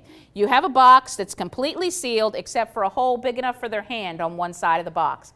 You put objects in the box, ask them to put their hand in, and see if they can identify that object just by the sense of touch. Now, you know they have a limitation in this area, so start with something easy. A cotton ball, probably the easiest thing you can put in there. But maybe the first time they do it, they can't tell you that's a cotton ball. Well, if they can't, you have them pull their hand out, and you look at it with them and you say, look at this. This is a cotton ball. It's round, it's soft, it squishes when you hold on to it. That is a cotton ball. Now you've helped them by using that strong sense that they have of sight. You put the cotton ball down, and later on as they're playing, you put it back in and see if they can identify it. Usually they can the second time around. And you're helping them build that sense of touch because they have the memory of what they saw and you've explained it to them. So you work your way through that. Remember that if you have a child that is under-responsive in hearing, don't stand behind them and talk. When you answer their flag, you want to come around to the side, make sure you've made eye contact with them before you start giving them instructions, or you'll think they're disobeying and they never heard a word you said. So make sure that you pay attention. That's the bottom line. Pay attention. Well, if they're not under-responsive, sometimes they are over-responsive. And these children are amazing. They get upset at transitions. They don't like change. They like everything exactly the same. So if there's going to be something special in your schedule, tell them beforehand. The whole point is trying to make them comfortable with what's going to happen before you get to it. So you're going to have a special chapel. You want to go to this child and say, I just want to let you know that we are going to have a special chapel this afternoon, but you have plenty of time to get your goals finished, and I'm here to help you. I'm here to work with you, and I'll let you know before it's time for us to leave. And then before you're ready to leave, you go to this child and say, in just a few minutes, we're all going to be going to chapel. You have helped them just make that meltdown not happen because you have softened it, you have lessened it. It's not a big deal, and that's how you want to approach it. They dislike walking barefoot on textures. This is interesting. Many of these children don't like to walk on sand or sidewalks if they have a pebbly feel to them, or maybe grass. And you say, well, how does that affect me? Well, it does if you're going to go to the beach on a field trip. I love to take the children to the beach to collect shells, to collect all kinds of interesting things, and then you can bring them back, do all kinds of projects with them back at school. But for this child, this would be a real issue unless you plan ahead. So if you know you're going to have a field trip to the beach, you're going to call this child's mother and you're going to say, I know that your child has an issue with walking on sand and we're getting ready to have a field trip, so I wanted to know if you could send in a pair of those water shoes, those swim shoes, you know, the ones you wear in the lake because you're not sure what's on the bottom, and just send a pair of those in and I'll keep them in my office, and then when we're going to the beach, your son can be just like everybody else. What are the children going to do when they get to the edge of the sand? Take their shoes and socks off. He can do the same thing, and then you very discreetly just slip the sand shoes to them, the swimming shoes to them. He puts them on, and off he goes with everybody else. It's not a big deal, and that's the point. You want to make sure it isn't a big deal for them. They hate to have their hair and their fingernails cut. Many of them don't like to have their hair brushed because the bristles actually hurt their heads. They are bothered by food textures and smells. This is tough. This is tough. The only thing that I can relate to with this is tofu. Now, if you love tofu, God bless you, you can have my share. But I can't eat tofu for this reason. When I put tofu in my mouth and start to chew it, I get nauseous. It's not the taste, there is no taste. It's the fact that it feels like one of those pinky racers in my mouth, and I just can't stand the thought of chewing and swallowing that thing. Now, that's one thing, but imagine these children who have multiple textures and smells that they respond that way too. Now, if you have lunches brought in from home, Mama can take care of that. You don't have to worry about there being foods they can't eat. But what about Green Dot Treat? Now, is there anybody in the room who doesn't know what Green Dot Treat is? Don't be afraid to say. Every place we've been, there's been somebody who hasn't known, and I want to make sure you know how to use this. This is a motivational tool. Okay, Green Dot Treat. In the afternoon, you tell the children, if you have completed your goals and you have scored everything, I want you to put your flag up and I will check your goals. If everything is complete, I'm going to put a green dot on the day on that goal card. Now, you can use any kind of sticker you want. It doesn't have to be a green dot. But if the child gets 3 green dots in a week, they get a treat and an extra break on Friday. Great motivational tool. But what about this child? Now, you don't want to do all the cooking. So you ask your parents, will everybody take a week for Green Dot Treat and you be responsible to send it in? They're only doing 1 week in the year. It's okay. They send it in, but they send something that Timmy can't eat. You've thought ahead. You've planned this all out. You've called Timmy's mother and said, we are so excited. Timmy is doing so well at getting his goals done. Have you noticed he doesn't have homework? He's getting his goals finished almost every day. And he's earning Green Dot Treat every week. But as you know, he has some issues with food. And so I'm not sure if he's going to be able to eat everything that gets sent in. So could you please just send a few snacks that I can keep in my desk, and if something comes in for Green Dot Treat that he can't eat, I could just pull that out and give it to him. He goes on the break with the other children. He still gets the reward. How long do you think Green Dot Treat would motivate Timmy if week after week after week he couldn't eat what was sent in? Wouldn't be much of a motivation, would it? Plan ahead, and you can help this child get through that. Bright sun or bright lights can irritate them. Obviously, if bright sunlight irritates them, make sure they have some sunglasses to wear when they go out on break. That's a simple one. But what about the lights in your learning center? Now, many schools have the little fluorescent lights that are in the offices. If you don't have them, I would encourage you not to get them because they are an issue for some children.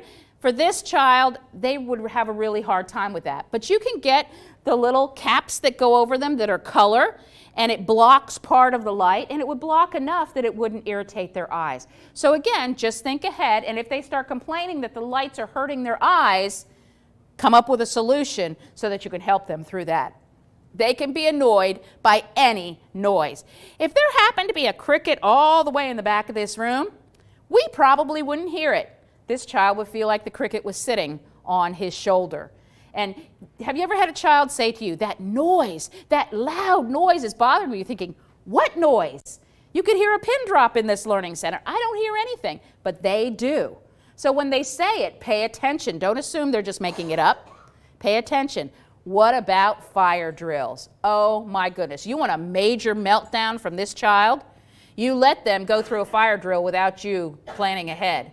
Now, if the fire alarm happens to be in your learning center or close to your learning center, you don't want this child anywhere near that alarm when it goes off. So you need to go to your administrator and say, could you please tell me any day we're going to have a fire alarm? By the way, you should have drills.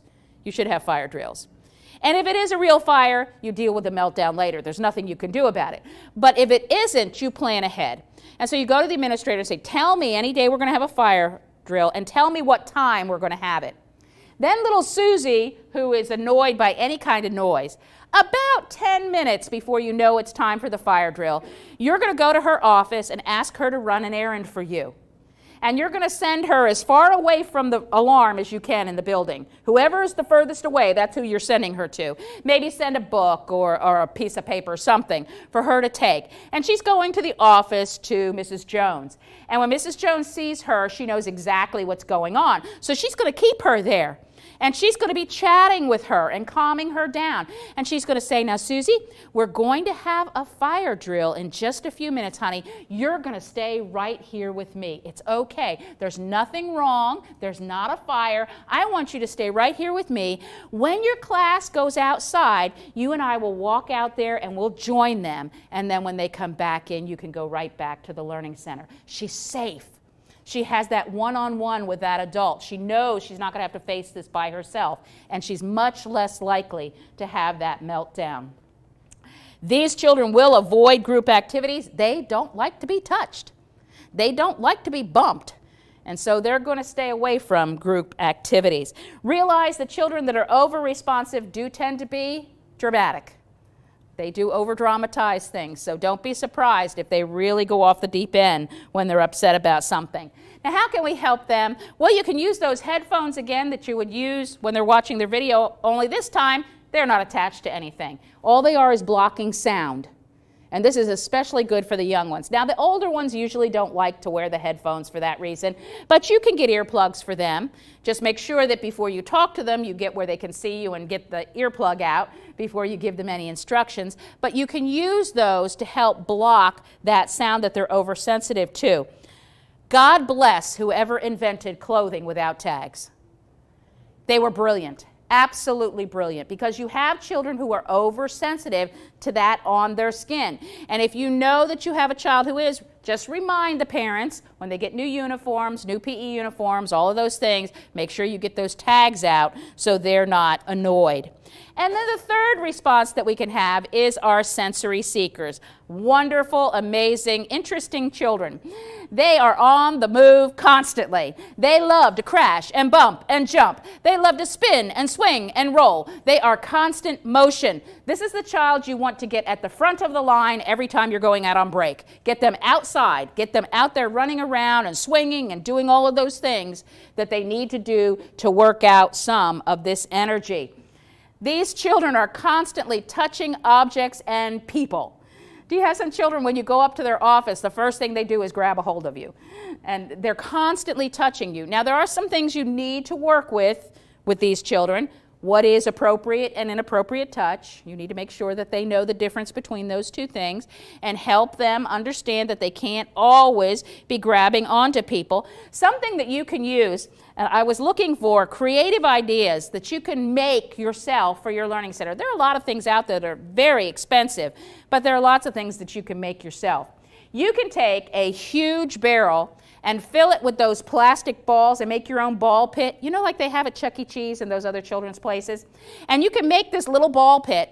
This child would be in heaven. They're at that place where they're just beside themselves because they can't touch anything. You say, why don't you take 5 minutes in the ball pit? They go in and jump in those balls. It's touching every square inch of their body. They love it. They absolutely love it, and you're helping them get past that stressful time, but they're having fun doing it. So it's something that you can give them that they'll love. They seek ways to feel vibrations. Have you ever seen a child, when they're listening to music, get up against the speaker? Now, it may be that they're hard of hearing, or they may be deaf, because a deaf child can enjoy music by the vibration and by feeling the beat, but sometimes they're just seeking that vibration. They want that sense of touch. These children can't sit still.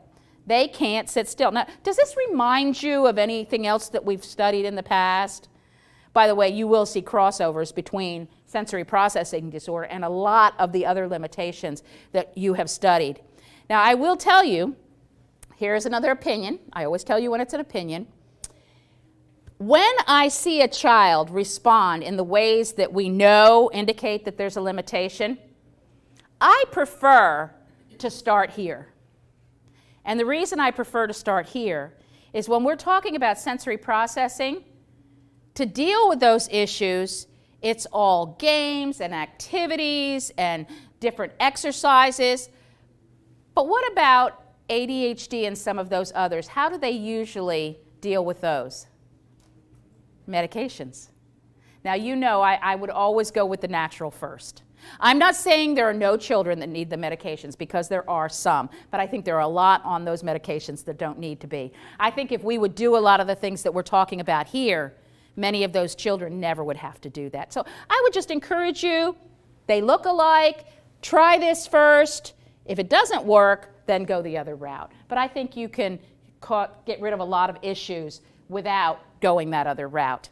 So if they can't sit still, shared with you many times, get an exercise ball. Take their chair away from them. Let them sit on the exercise ball while they're working at their office. While they are balancing on that exercise ball, they're getting that motion that their body craves. Now, there are definitely children who cannot handle having an exercise ball to sit on. Can we all agree with that? And if they can't, you know the ones that are rolling on the floor all day and laughing. You can't give them that. Okay. So don't. There are lots of other options. You don't use the same thing with every child. They actually have discs, little rubber discs now that have dimension, and they usually have some kind of little prickly things on them. Not hard, just some dimension to them. You can put these discs right on their seat, and they give when they sit on them. You get the same thing as you would from the exercise ball, but it's right on their chair. They're not going anywhere. Something else that I found that absolutely fascinated me was waist weights. Have any of you ever heard of these? I thought they were really fascinating. All it is a tube of fabric, and you fill it with rice or some heavy plastic pellets. Now, when I looked at this, I thought, I'm not putting rice in mine because I'm going to wash them. And I don't think that would be great, and I don't want to have to empty them every time. But basically, it's just a cylinder of material. And what you do is, when the child is sitting in the chair, you drape it around their waist. Now, we're not talking about tying them to the chair, okay? Do not do that. Do not do that. But this is just enough to push them down in the chair and help them sit still for a little while longer. Now, will this child sit for hours on end? No, they won't. They won't. You're still going to get them up to score after every page. And if they're doing difficult math problems, you're going to get them up after every half page. But it will help them be able to sit still long enough to do a portion of work for you. And those are the kind of things you want to do for these children. They prefer strong flavors and tastes. Actually, our sensory seekers, for them, there is no noise that's too loud, and there is no food that is too spicy. They're always going to be looking for the extreme. So expect that from them. What are the red flags that we look for when we're looking at SMD? Well, we want to look at how do they respond to noises. By the way, I see some of you feverishly taking notes. I don't want you to have a meltdown, so everybody breathe. Okay? You can get my notes. All you have to do is come get my card and email me, and I will send you any notes you want from today. Okay? So don't stress yourselves out trying to keep up with me because you won't do it. So how do they respond to noise, to pitch or volume? How do they respond to slight and strong odors? Do they even notice the strong odors? That would tell you something. How about that taste, the mild and spicy things? Which ones do they respond to? Do natural light or artificial light bother them? And do they notice the difference between hot and cold? And textures, soft and rough. How do they respond to those things? Those are the things you pay attention to help you identify if a child is having an issue in this area. The second of the sensory processing disorders that we want to look at is sensory-based motor disorder. And this is when a child has trouble stabilizing, moving, or performing movement sequences. Sequencing. That is an important word when we're talking about sensory processing disorder because it will affect them in the area of sequencing. So Jeffrey's mother says to him, Jeffrey, I want you to go pick up your book bag, go outside, open the car door, and get in the car. So Jeffrey gets his bag, he goes outside, he opens the car door, but when his mother comes out, he's standing there staring at the car. And she says, why didn't you get in the car? He lost it. He lost it in the sequence. Actually, he did great. He got 3 out of 4.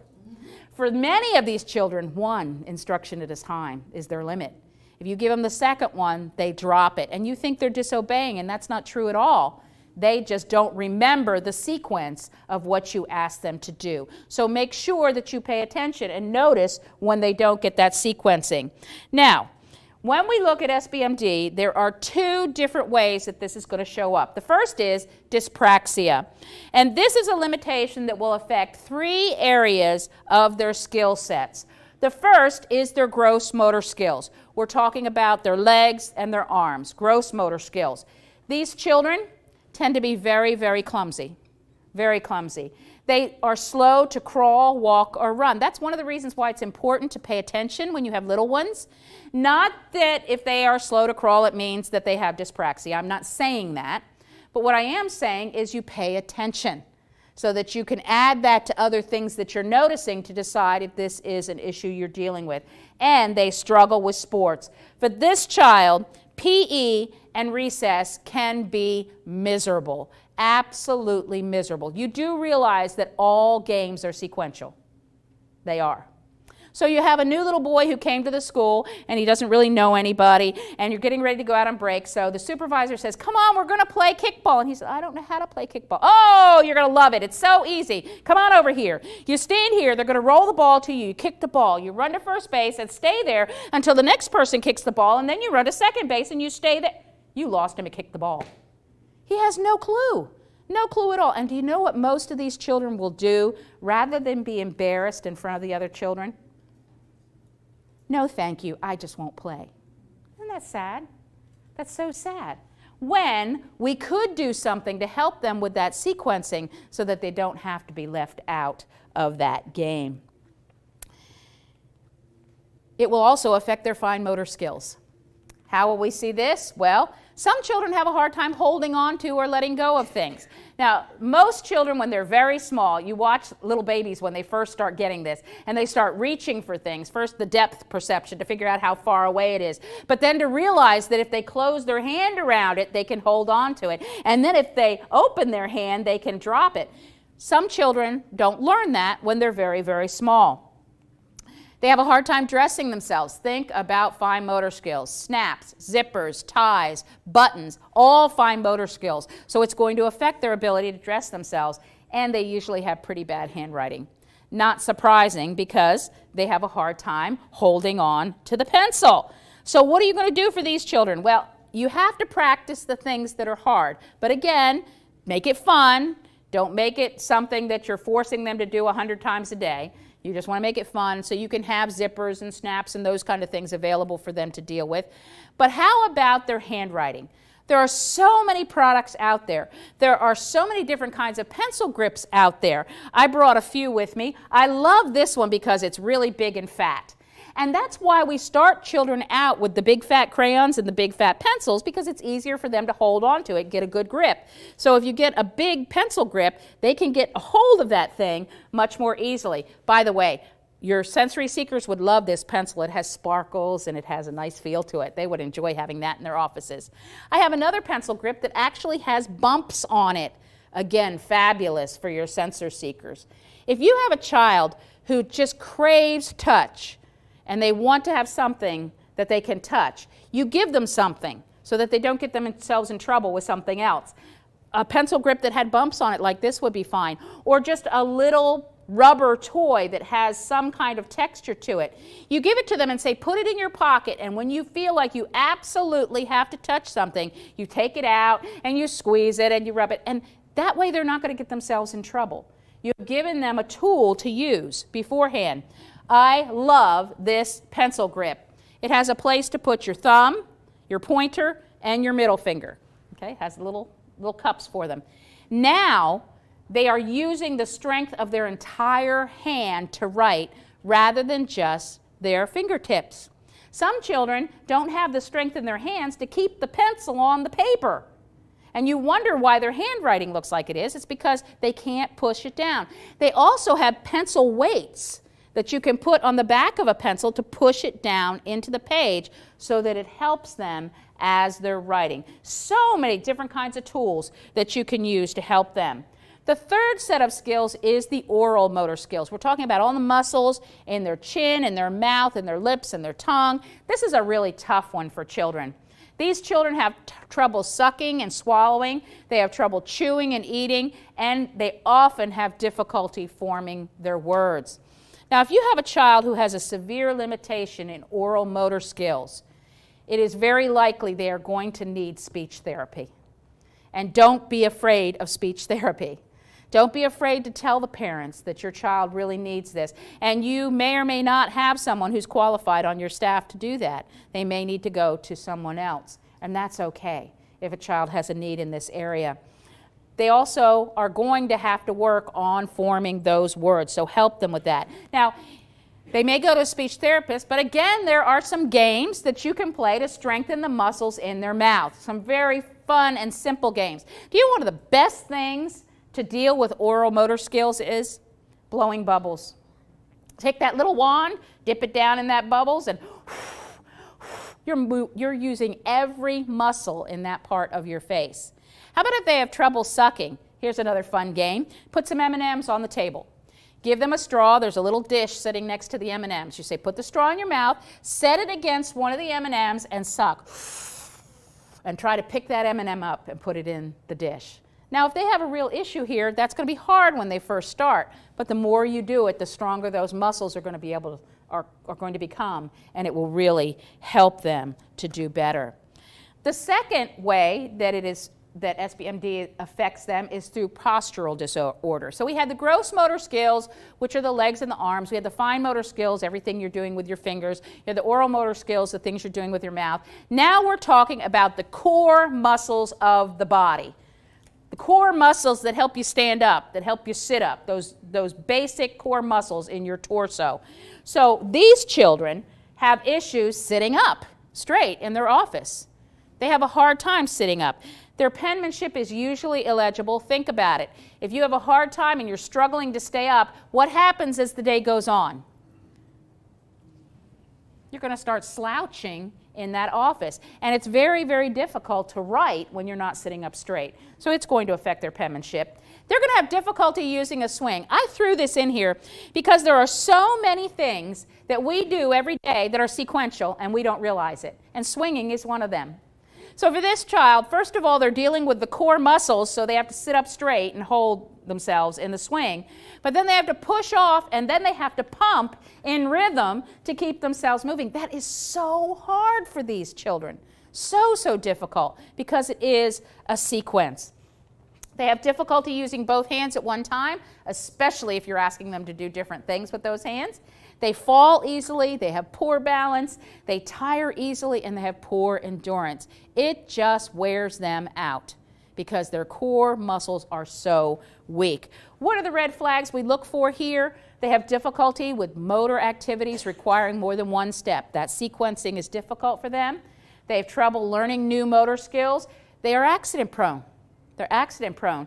And they tend to break things. Think about it. If they have a hard time holding on to things, they're going to drop a lot of things. And it's not that they're intentionally breaking things, it just happens. And please don't scold them for that. It takes them much longer to do tasks, and they have a hard time playing with manipulatives, although that is one of the things that you really want to work with them, have them do it a lot. And just realize that any kind of ball playing is sequential, so it's going to be very, very difficult for them. The last of the sensory processing disorders that we want to look at is sensory discrimination. And that's the ability to interpret things within a sensory system. For example, tactile discrimination, enabling them to tie a knot or zip a zipper or do those things without looking at their hands while they're doing them. Really working at that to help them be able to do those projects. And then auditory discrimination. Okay, you supervisors from the ABC's learning centers, this is for you. This is when a child has a hard time hearing the difference between sounds. So they can't hear the difference between the g and the k. And by the way, it is a k, not a k. Say it right. Okay, make sure you pronounce it correctly. So they can't hear it, so we're going to use another sense to help them distinguish between the two. Would everybody put your hand on your throat? And I want you to say g. G. Do you feel what your throat does? Do you feel it moving when you do that? Now say k, k. You don't feel it, do you? All right, put your hand in front of your mouth and do the k. Feel that puff of air? Now do g. No air. You've now used the sense of touch, which for them is a strength when their hearing is their weakness, so that they can sit in their little office and they can figure out the distinction between those sounds. You always give them something that's their strength. How about visual discrimination? Okay, here are our B's and our D's and our P's and our Q's. It's also telling the difference between objects when they're mixed together. So again, you give them little tools that they can use in their office. The oldest one is the B and the D. We use our fingers, our hands, and we make the B and the D, and we tell them alphabetically, B, C, D, B, C, D. Okay, so now they're not sure whether it's a B or D. They have their tools right here with them in the office. They make their B and their D, and they say B, C, D. Okay, it looks like this one, it's a B. It helps them just distinguish. You're using a different sense with their fingers so that they can see the difference between those. If they can't distinguish between items, a really fun game to play with them. Get some more M&Ms, put them on the table. Give them a muffin tin. In the muffin tin, in one of the little spaces, you put one red M&M, then a green M&M, then a brown M&M. You put one in each thing. And then you say, I want you to take the M&Ms that are left on the table and put them in where they match the color that I've already set in there. You watch them, and they end up putting a green one in with the red. And you hold the green and the red up, and you say, do you see that these are different? And the little boy says, no. What did you just learn? He's colorblind, okay? Pay attention. Pay attention to all these things. But if it's just they're having a hard time distinguishing, you can say, this is a green one. It matches over here, and you put it in with the other green ones. This is a red one. You put it there. Now go ahead and try to do the rest. Light. It's all light. It's a game, okay? It's not a big deal. The more they do it, the more they'll learn. So what are the red flags for this? They have a hard time telling what's in their hands without looking. They have a hard time telling who or where or what is touching them. They can't distinguish between sounds. They can't recognize objects by their shape. And they can't differentiate between smells. They also have a hard time organizing writing on a paper. You can take a very, very simple tool, costs you very little. All you need is a little piece of poster board. And you cut out a rectangle from the poster board, about the size of the space where they're going to be writing. If you don't do this, some children, you tell them to write cow, they do the C backwards over here, the O here, the W sideways. They don't know how it's supposed to look on the page. And so you give them this. The inside of that rectangle is going to catch the edge of the pencil. So now they have that space that they're writing in. You sit it down over the space where the word is going to go. You have them hold it with their left hand and you tell them, remember, we always start at the left. So put your pencil in the left side and write cow. After a while, they're going to feel how that flow goes and they're going to be able to see for themselves. You can stop using this. But it's a great tool for them, an easy way to help them distinguish. And then they have a hard time finding their way around a building. All of these symptoms are things that you deal with when a child has a sensory processing disorder. There are a few things you can do in your learning center that are very simple to help them. Tone down the colors. No screaming red, no screaming fuchsia, no bright orange. I know I love bright colors too, but for some of these children that's just so annoying. And then make sure you declutter their office so that they can concentrate on what they're doing. I wanted to share one thing with you that's going on in our culture right now that I think is wonderful. You know, there are a lot of things that aren't so wonderful going on in our culture right now, so let's look at the good ones.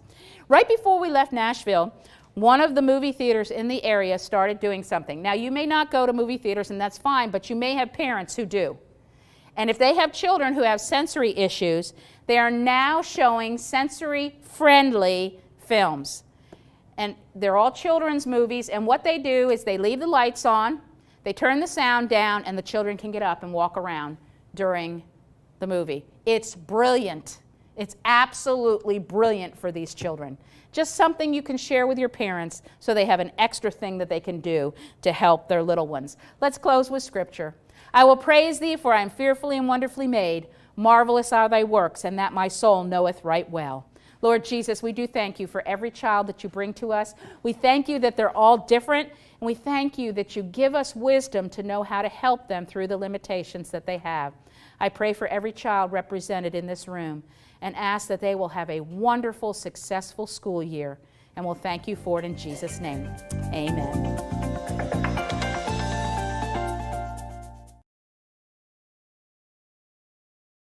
So much. I hope you enjoyed that. Okay, so many things we could take away from Mrs. Dawson's lecture. Okay, for the question and answer, we are joined here by members of the task force. Mrs. Pranza is with us, Mrs. Barrera, and direct from Iligan City, Ma'am Ursel. Okay, so we could just start responding to questions. Okay, is the one here, the first one? Okay, I'll read most of the questions. I'll let Ma'am Pranza and Ma'am Barrera and Ma'am Ursel answer your questions. Good morning. How can we address to our kids the new normal of remote learning compared to what we used before, so that they can understand the new setup that they will be facing once the school opens in August? How can we explain to them the new normal system of our school? Okay. Barrera, would you want to go first? Yes, this is probably more of an issue of how we will be training our students to embrace the new normal. From our previous experience during the fourth quarter, actually the ones who had the most difficulty adapting to the remote learning delivery were the junior high schoolers. Not so much the senior high schoolers, because they were already used to lecture types, being in their laptops when as needed. But it was the junior high schoolers who had the difficulty. Even some of our high achieving students had that difficulty. So that's when the staff determined that we will need to have a new service offered to them this coming school year, which will need to begin this summer as well. And that is taking care of their mental health and making sure that we have at least a capacity building for certain staff, even supervisors, so that they could engage the students more in one-on-one conversations that would ascertain their adaptive capabilities to the new normal. The students have first to understand this is what it is. It's not a stopgap measure that's short term. We're looking at this for first quarter, second quarter, and we don't know, maybe even the whole year. So there is no other way. It's not just our schools, it's everywhere they go. That's the first thing that they need to understand.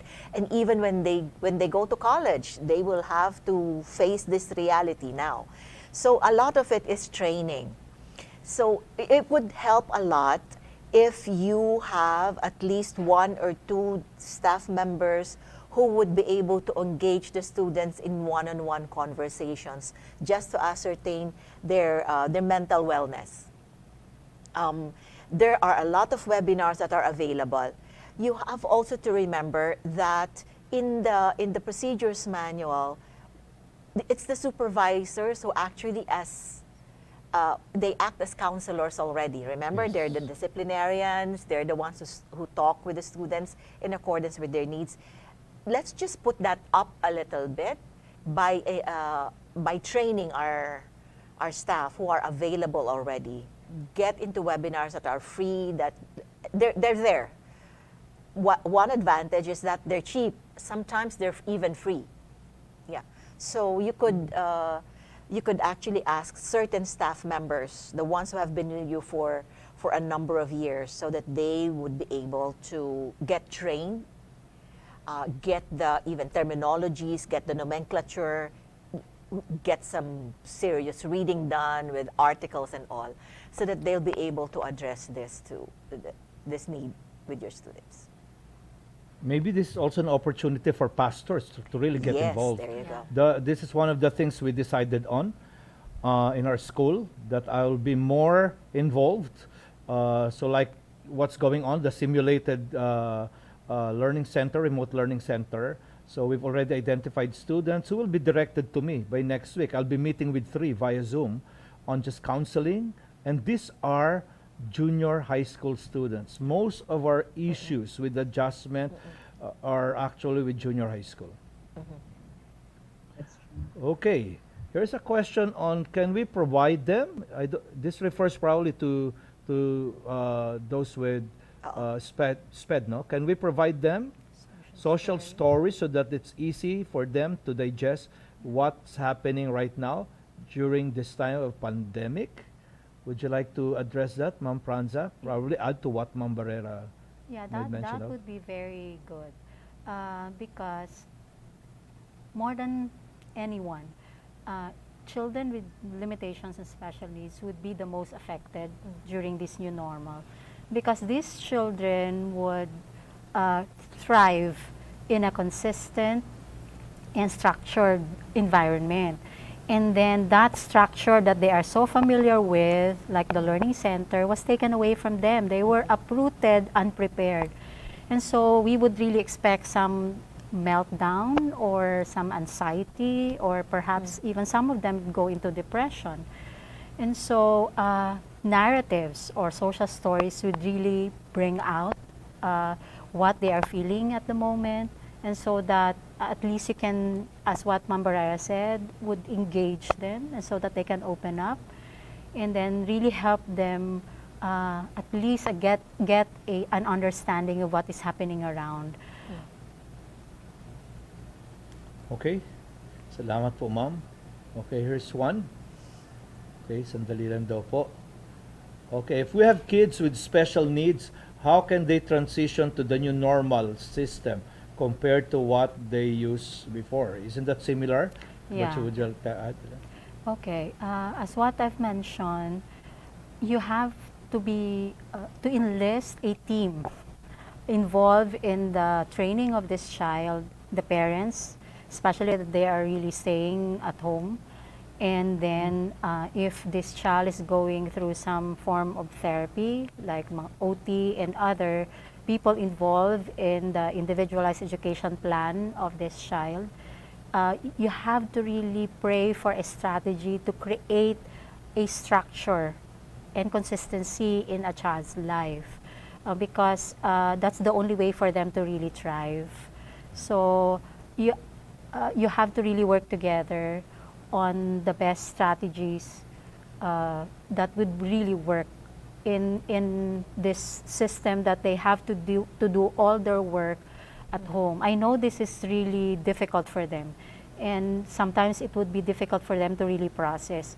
And so what was good about the lecture of Mrs. Dawson earlier, it was very specific, like for example, what is really the like the red flag that you have seen or the problem of the child in that certain limitation. Is it a matter of sequencing? And so even the suggestions or recommendations that she mentioned in the learning center can be also be applicable while the child is at home doing pace work. And so you can actually adopt that at home, but then you have to really orient the parents. And they have to be very open for support. So more than any time, you have to really like build a learner support system to really surround that child with a consistent support system just to help this child transition. Okay. Okay.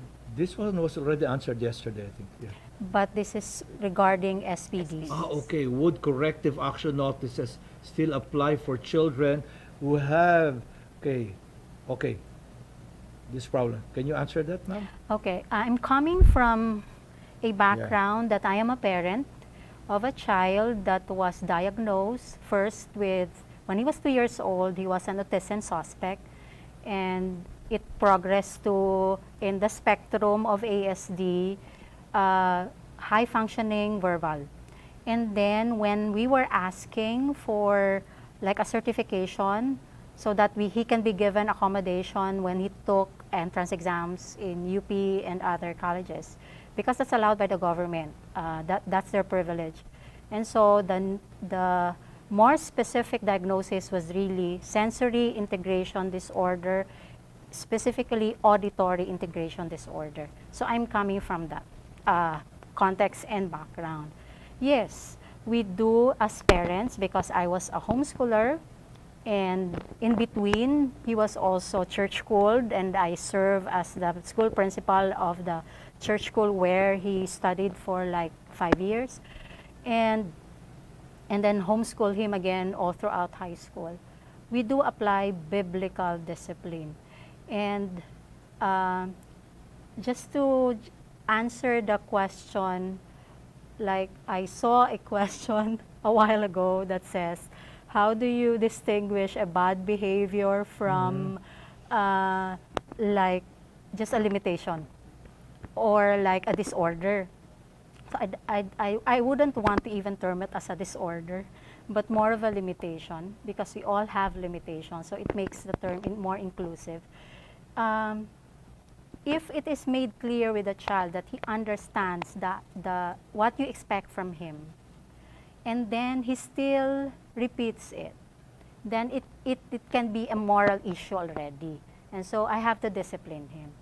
But if he did something out of like childishness or just really part of his limitation, and you did not make it clear for him that this is already wrong and this is still right, then you have to really exercise grace in that area. And so as a supervisor, you have to be on the same page with the parent. That's why in the school where I come from, where I was still serving, we have this like week-long parent orientation that involves a 2-night parenting seminar, and we do it every year. And we have to really educate our parents regarding biblical discipline. No? So if you remember in the introduction of Mrs. Dawson, one of the things that she said was that we don't label children. We have to be very careful in what we say to them, because it can be taken like 2 ways. First, they may feel that something is wrong with them, and that would really affect the way we introduce God to them, as God as being perfect in everything that He does. And so he might think that, oh, maybe I am a mistake because I'm different, or I have this disorder. But the other thing is that she mentioned that I would agree is that it can become an excuse. And so we have to really exercise a lot of wisdom and really prayer. But yes, it doesn't prevent you or hinder you just because the child has a particular limitation that you will not exercise biblical discipline. When it is already very clear that it is a moral issue because he already lied, he cheated, and he disobeyed, then whatever is written in the Bible as something that you need to deal with, then you have to deal with it. So it's not a hindrance, but it would really take a lot of wisdom in prayer. Okay, thank you. Here's another question. Now that we are in the RLCE setup, what are your suggestions for children diagnosed with ADHD, having a difficult time with accomplishing their goals for the week? Okay, Ma'am Barrera, would you want? Ma'am As I Barrera, am would you still want to answer processing. it? Yeah. This is where you need to engage the parents. Because more than anything, ADHD kids need structure. Now, in the RLCE setup, we cannot accomplish that as a whole.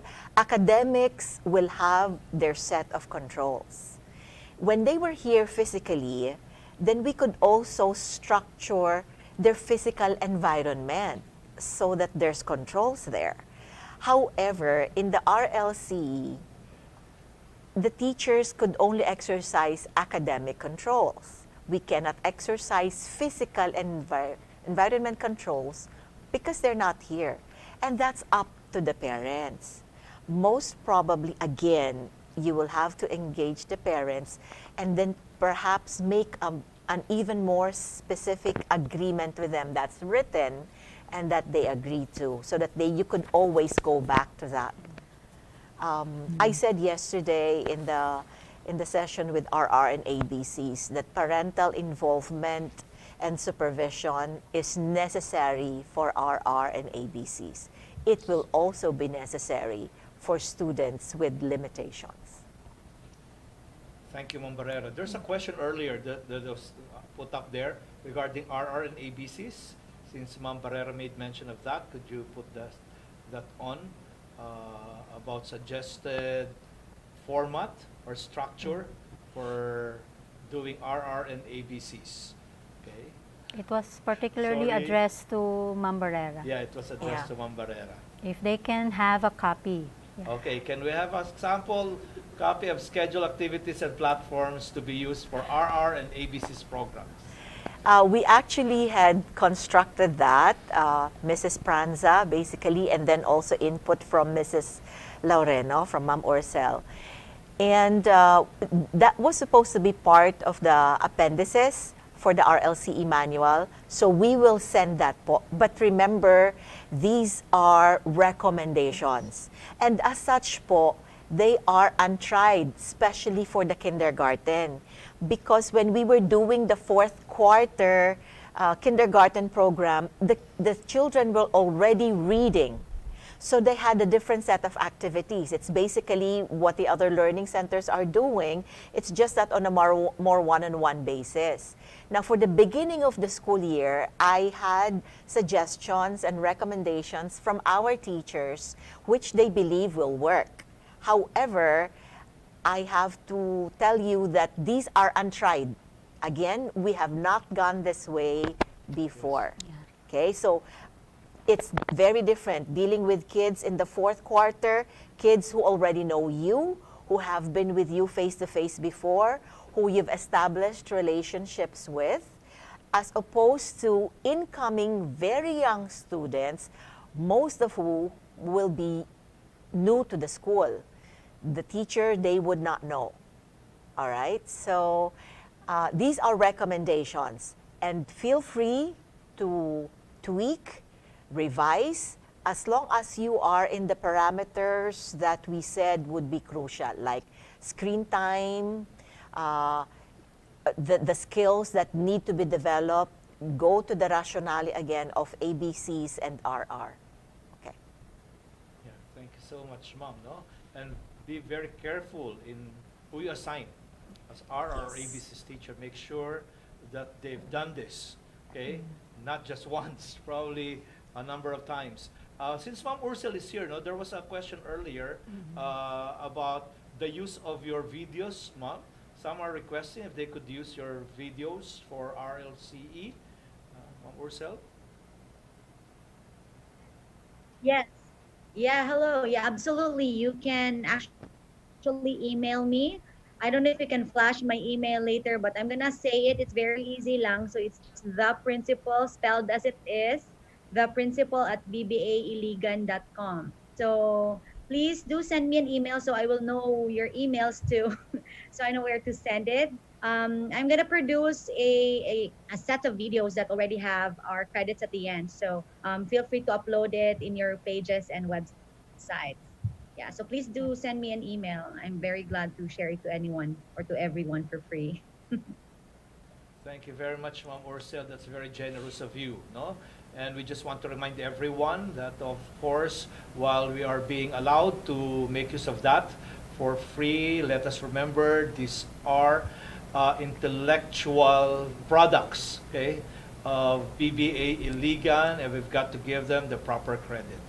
Okay, how can we encourage parents who are in denial to bring their child who is exhibiting unusual behavior to a child developmental psychologist? Okay, this is a very sensitive issue. And so, a principal or a supervisor have to exercise empathy when dealing with this problem. We should really appear as their partners and not as experts. In the first place, we are not experts here. We don't diagnose. But yes, we are the ones exposed to the child, and so we can really see the red flags. And so let's exercise empathy. We have to listen if, like in my case, he was not yet schooled during that time. I first heard about it the first time I brought him to his pulmonologist. And all the while I was clueless. And the first thing that the pulmonologist asked us was, have you brought him to a deathbed? And my husband and I were really quite surprised. Why? Because we never really thought that something is wrong with our child. We thought that it was just his uniqueness, why he was acting like that. And so, of course, we all go through denial. And it's painful, especially for a mom, and you really have the tendency to blame yourself or blame someone else. But that's why you have to pray about it and make sure that the red flags that you have seen are really properly documented, and really appear as a partner, someone who really loves this child, and not just because you are annoyed or like you just want to also blame the parent for the certain attitude or behaviors that the child is exhibiting in the learning center. So please exercise empathy. We are partners. We are the support of these parents. So please take time to also listen to their concerns. Thank you, Ma'am. We sought, I think this is not a question, we sought parent support in handling mental care. One parent was a psychiatrist and also a Christian who already offered help by providing questionnaires that we could administer to students. This is designed to evaluate the mental health of the students. Thank you for that comment, and I believe that is something you want to share with us, okay, and the rest of the schools. Thank you so much. Okay, this I think Ma'am Franz already addressed this one, no? On how we're not supposed to diagnose. We are not. Yeah, we are not the experts here. That's right. Yeah. We are currently using full learning center measures in our other department. Oh, this was already asked earlier. Yeah. That one also. Also, that one, sir. Question po, sa mga non-pay subject like MAPE and MTB, our situation is limited internet connectivity and limited gadget. What do you suggest that we do for these subjects? these subjects? Ma'am Barrera. Okay.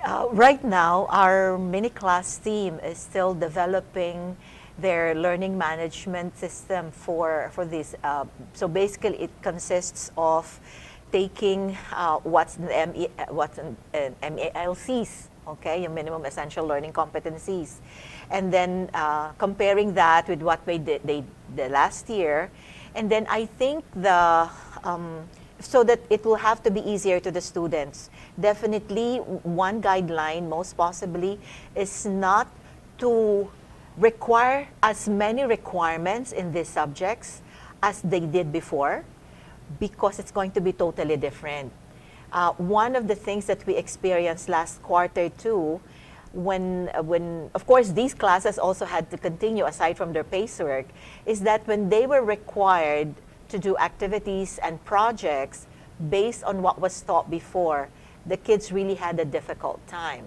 For example, one teacher asked their students to submit a 3-minute video showing this. Well, the 3-minute video will have to be taken, it will have to be shot, and because they really wanted it to be nice, then they wanted their parents to edit. So it turned out that the high school students had to stay up all night to just improve the video because they wanted a good grade and they want to submit it. So we have to be careful in those ways. And so right now, the mini class teams have told me that they're going to go for collaborative and integrative projects so that 2 or 3 subjects could grade one project. Yeah. So it's going to be easier for the kids. So again, you have to have a team that will be working on this one. I'm sorry I cannot share anything more because right now this is even a work in progress in our school.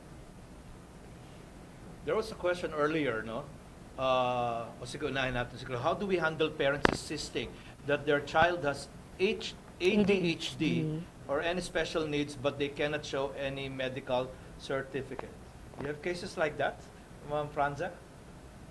In my experience, yeah, there are, but then I have to really understand where the parents are coming from. Are they insisting on that because they want a special accommodation? And so, right from the start, when they are interviewed for like after they're done with the diagnostic test and when we present the prescription, so that's the time that I meet them. So we have like an interview regarding the prescription or the results of the diagnostic test. They have to have a common understanding of your mission as a school and what you do as a school, and including the controls and motivations that you do as a school. So it has to be made clear first, because we don't give special accommodation just because the child or the parents will insist that you give it to them. So you have to be very clear about it, and let them agree with the policies that you have as a school. No, so because I remember when I really interview kids with special needs who are adults now, they said that it would be good for them that they are dealt with the same way they are dealt with like children that have no limitations. So treat them normal. The way if you discipline this child for a violation, then why give that special treatment to this child? So they would thrive in that situation. That we have to be very consistent. No, so you have to explain to the parents that you have consistent rules, and to be consistent, then what applies to this child, yes, we are individualized, but what applies to this child in terms of controls should also apply to every child. Okay. So how much time do we have, sir? Okay. For 25 minutes. Okay. So how do we're back to the learning center. How do we conduct face tests in e-learning? Ma'am, or in online delivery, remote delivery. Ma'am Ursel, you might want to address that question. Okay. Well, regarding online taste tests, what you can do and what we can actually give you are just recommendations. But just to be clear, we have discussed this, I think, from Mimi's talk regarding tests. The paces we cannot just put all our pace test, our paper pace test into an online setting. It involves a lot of, considerations that we need to do and think about. So in terms of e-learning, I think we have not yet, fully supported or developed an e-learning portal or a setup for pace test.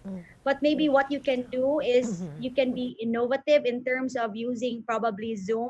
Because what I'm doing now, even with my every time I let the student do a online diagnostic test, and then I had to check the paces where they failed. And then when I have to let them redo the test again, the rediagnostic test, I'm not using now the online diagnostic test because it will let them do again the entire level. So I need to be pace number specific. So what I do in Zoom is I use my devices like Zoom and my iPad, and I screen my iPad to the part where there's the pace test. I show it on the screen share. This is just a suggestion that you can do in yourselves. I screen share that, and then the student will now either orally or answer through the screen on the pace test with me and him, doing just maybe a 15 to 30-minute test. So these are some things that you can do so that the integrity of our pace test will not be compromised in ways. You can actually be innovative in, how you deliver your online pace test, or you can do the traditional one where we put up in our RLCE manual where you can deliver it sealed and all that. So that's just one. And if you want to know more how we do it, you can just PM me and, message me online, maybe on Facebook or email. Thank you, Yes. Ma'am. We were in Manila before, attending ACE seminars and conventions as supervisors in Pasig, and then transferred to Samar, ministering over a decade. The question is, can we continue the SOT curriculum with the school we founded here in Samar and advice? If my understanding is correct, if you've been using ACE for 10 years, definitely can continue on. But if what you are saying is that you're not using ACE, then you need to get in touch with the school services department to get engaged with School of Tomorrow. But you have to go through the process, no? Many schools are asking, no, like they want to attend the administrators training now, this coming July, so they could start in August. That's impossible. I remember when we opened our school in July 1st, 1985. The first time we sent trainees was 1982 with my pastor going through the administrator's training. And then if you truly embrace the administrator's training, you're going to use the whole process of the administrator's manual, where it's going to be step by step. First is that you organize your education committee, your promotions committee, your finance committee, and all these things all set up. And I cannot imagine that being done in a month or two. So I really advise schools or churches who want to start school ministry, give yourself at least a year, okay, headway before you plan to start, because it's going to be very difficult. But we don't know your particular situation, so if we find out, then we would know how to address your problem, probably, or your question. Okay, maybe we can require every student upon enrollment psychological or psychiatric test. This is a suggestion. Any reaction to that, Ma'am Franza? I don't like the word require. Me too. Require. In my lecture during PATS regarding achievement test, I'm even very careful because in any assessment that we give, we have to understand why are you assessing. And then, even in the diagnosis, in my experience, when my son was diagnosed, he was not just diagnosed using one test. It has to be a battery of tests. Because just like in an educational system, one size doesn't fit all. So in the same manner, one test is just actually a representative of a sample behavior. So it's not the it doesn't define the child, no? And just because you want to address something. So it has to be a battery of tests. So even if like we have enrollees and they would give us like a diagnosis from the developmental pediatrician, I would look at it thoroughly and I would really look at the type of test that was given to the child before looking at the diagnosis, because it has to be a battery of tests to be able to even get a sample of that behavior. And the reason for that is that so that you can really address the need of the child, not to label, not to like identify a certain limitation, but to really help the child. So I don't require. That's true. Okay, maybe this will be our last question, okay? Because we'll still need to wrap up. Remember, we did not have a coffee break this time because we were planning to end earlier than yesterday. Anyway, probably Ma'am Barrera, you could answer this question. If the child fails his PACE test, how do we proceed in remote learning? As per experience with our remote learning last quarter of the school year, parents will take time to pick up the repeat PACE from the school, no? So, ano po, Ma'am Barrera, ang inyong pahayag? Well, if a child fails in one PACE, you have the other subjects that he could do in the meantime. Do you mean that he's run out of all of the PACEs and there are no... because it would be very, very unusual if the child would fail a test in all of the subjects, right? So that he would not be able to proceed. Usually he would fail in one, but then he would still have the other subjects to do. And then if you had given them the PACEs for the rest of the quarter, then they could even proceed with those. Now, and then in the meantime, communicate with the parent. The supervisor should be communicating with the parent that the PACE will have to be picked up at the school as soon as possible, or offer to have it delivered via a courier service. And then, of course, the parents will have to be charged for that, or depending on your arrangement that you had before with each of your parents as regards instances like this. It really does depend on how badly does the parent want the child to proceed with his PACEs. Okay, maraming salamat po. We still have a lot of questions lined up, but as we said yesterday, we are collecting all of these questions and we will do our best to respond to all these questions, put them together in one document so that we could send you. Remember, as we said at the beginning of today, we haven't passed this way before. This is something new, but we're blessed that a crisis could give birth to being creative, and that is exactly what we are trying to do right now. So we would like to thank again Ma'am Pranza, Ma'am Barrera, and Ma'am Orcel Laureno. Okay. Palakpakan po natin sila kung nasan man po kayo. Okay. Thank you so much. Well, before we close, just two reminders. Number one, we still have PACE work for first-timers and second-timers. And I'll be very careful in making mention of this again because we addressed this earlier. We don't just recommend any first-timers. We recommend that we give preference to those who have experience with AC, either as a student or a former supervisor or teacher. But for first-timers and second-timers, you are still required to finish PACE work, okay? But we're going to have two arrangements with regards to this. Some will be able to do PACE work in an organized venue where a field representative will be handling the pacework, probably originally a part of our summer training.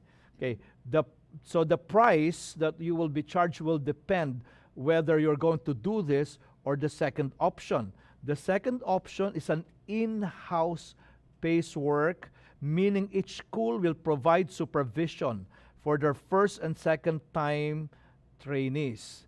But you will need to secure permission from the main office here if your school is allowed to do that, because we want to make sure that your administrator or your principal or your pastor is trained to handle a training. So please contact our training coordinator, Mr. Julius Malto, for details. While our whole CET has been turned into a webinar, we do not want to miss on your learning center experience. If this is your second time as a staff serving in an ACE, a school using the ACE curriculum.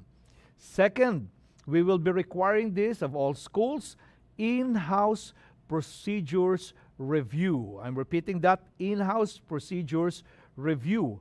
Each school must, capital letters, bold, underlined. Each school must conduct a review of the procedures manual led by the pastor, administrator, or principal, and participated in by all staff members, including office and learning center supervisors and monitors.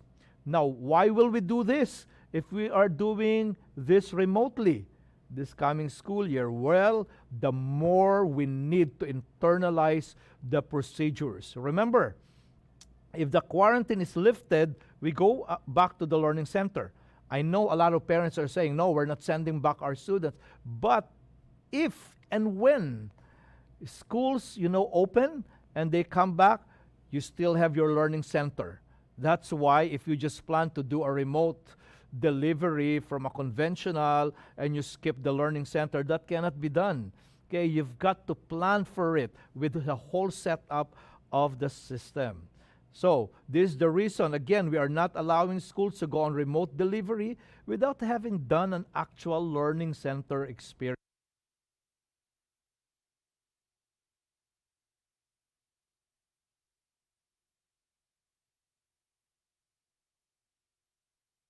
Of procedures. So, again, in-house procedures review, school heads, please make sure you conduct an in-house procedures review. We will be providing guidelines on how to conduct your in-house procedures review.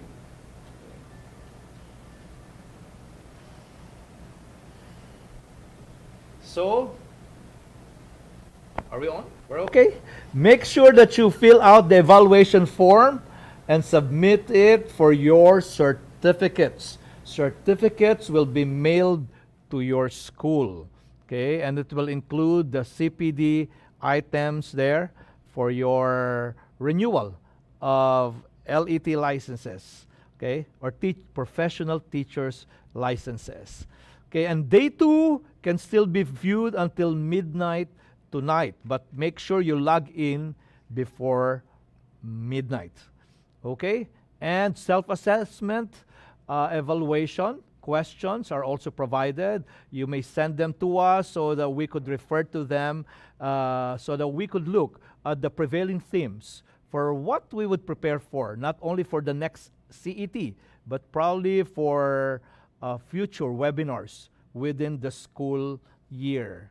Again, we have posted all our articles about RLCE in our SOTP Lifeline. Just go there, www.sotplifeline.com. Okay? And everything is there. You may reproduce them if you want to. Okay? But study, review everything that we have given, because most of these are the immediate responses to when the pandemic entered our lives. So look at that. You could review. Others do not apply to us now, but it's good to look at the foundation of how the RLCE came about as a result of the current first ever CET webinar reaching beyond the walls of the Learning Center during community quarantine. This is your host, Pastor Eric Bernard Santos, saying goodbye and God bless you. And remember, Jesus Christ is the same yesterday, today, and forever. God bless you.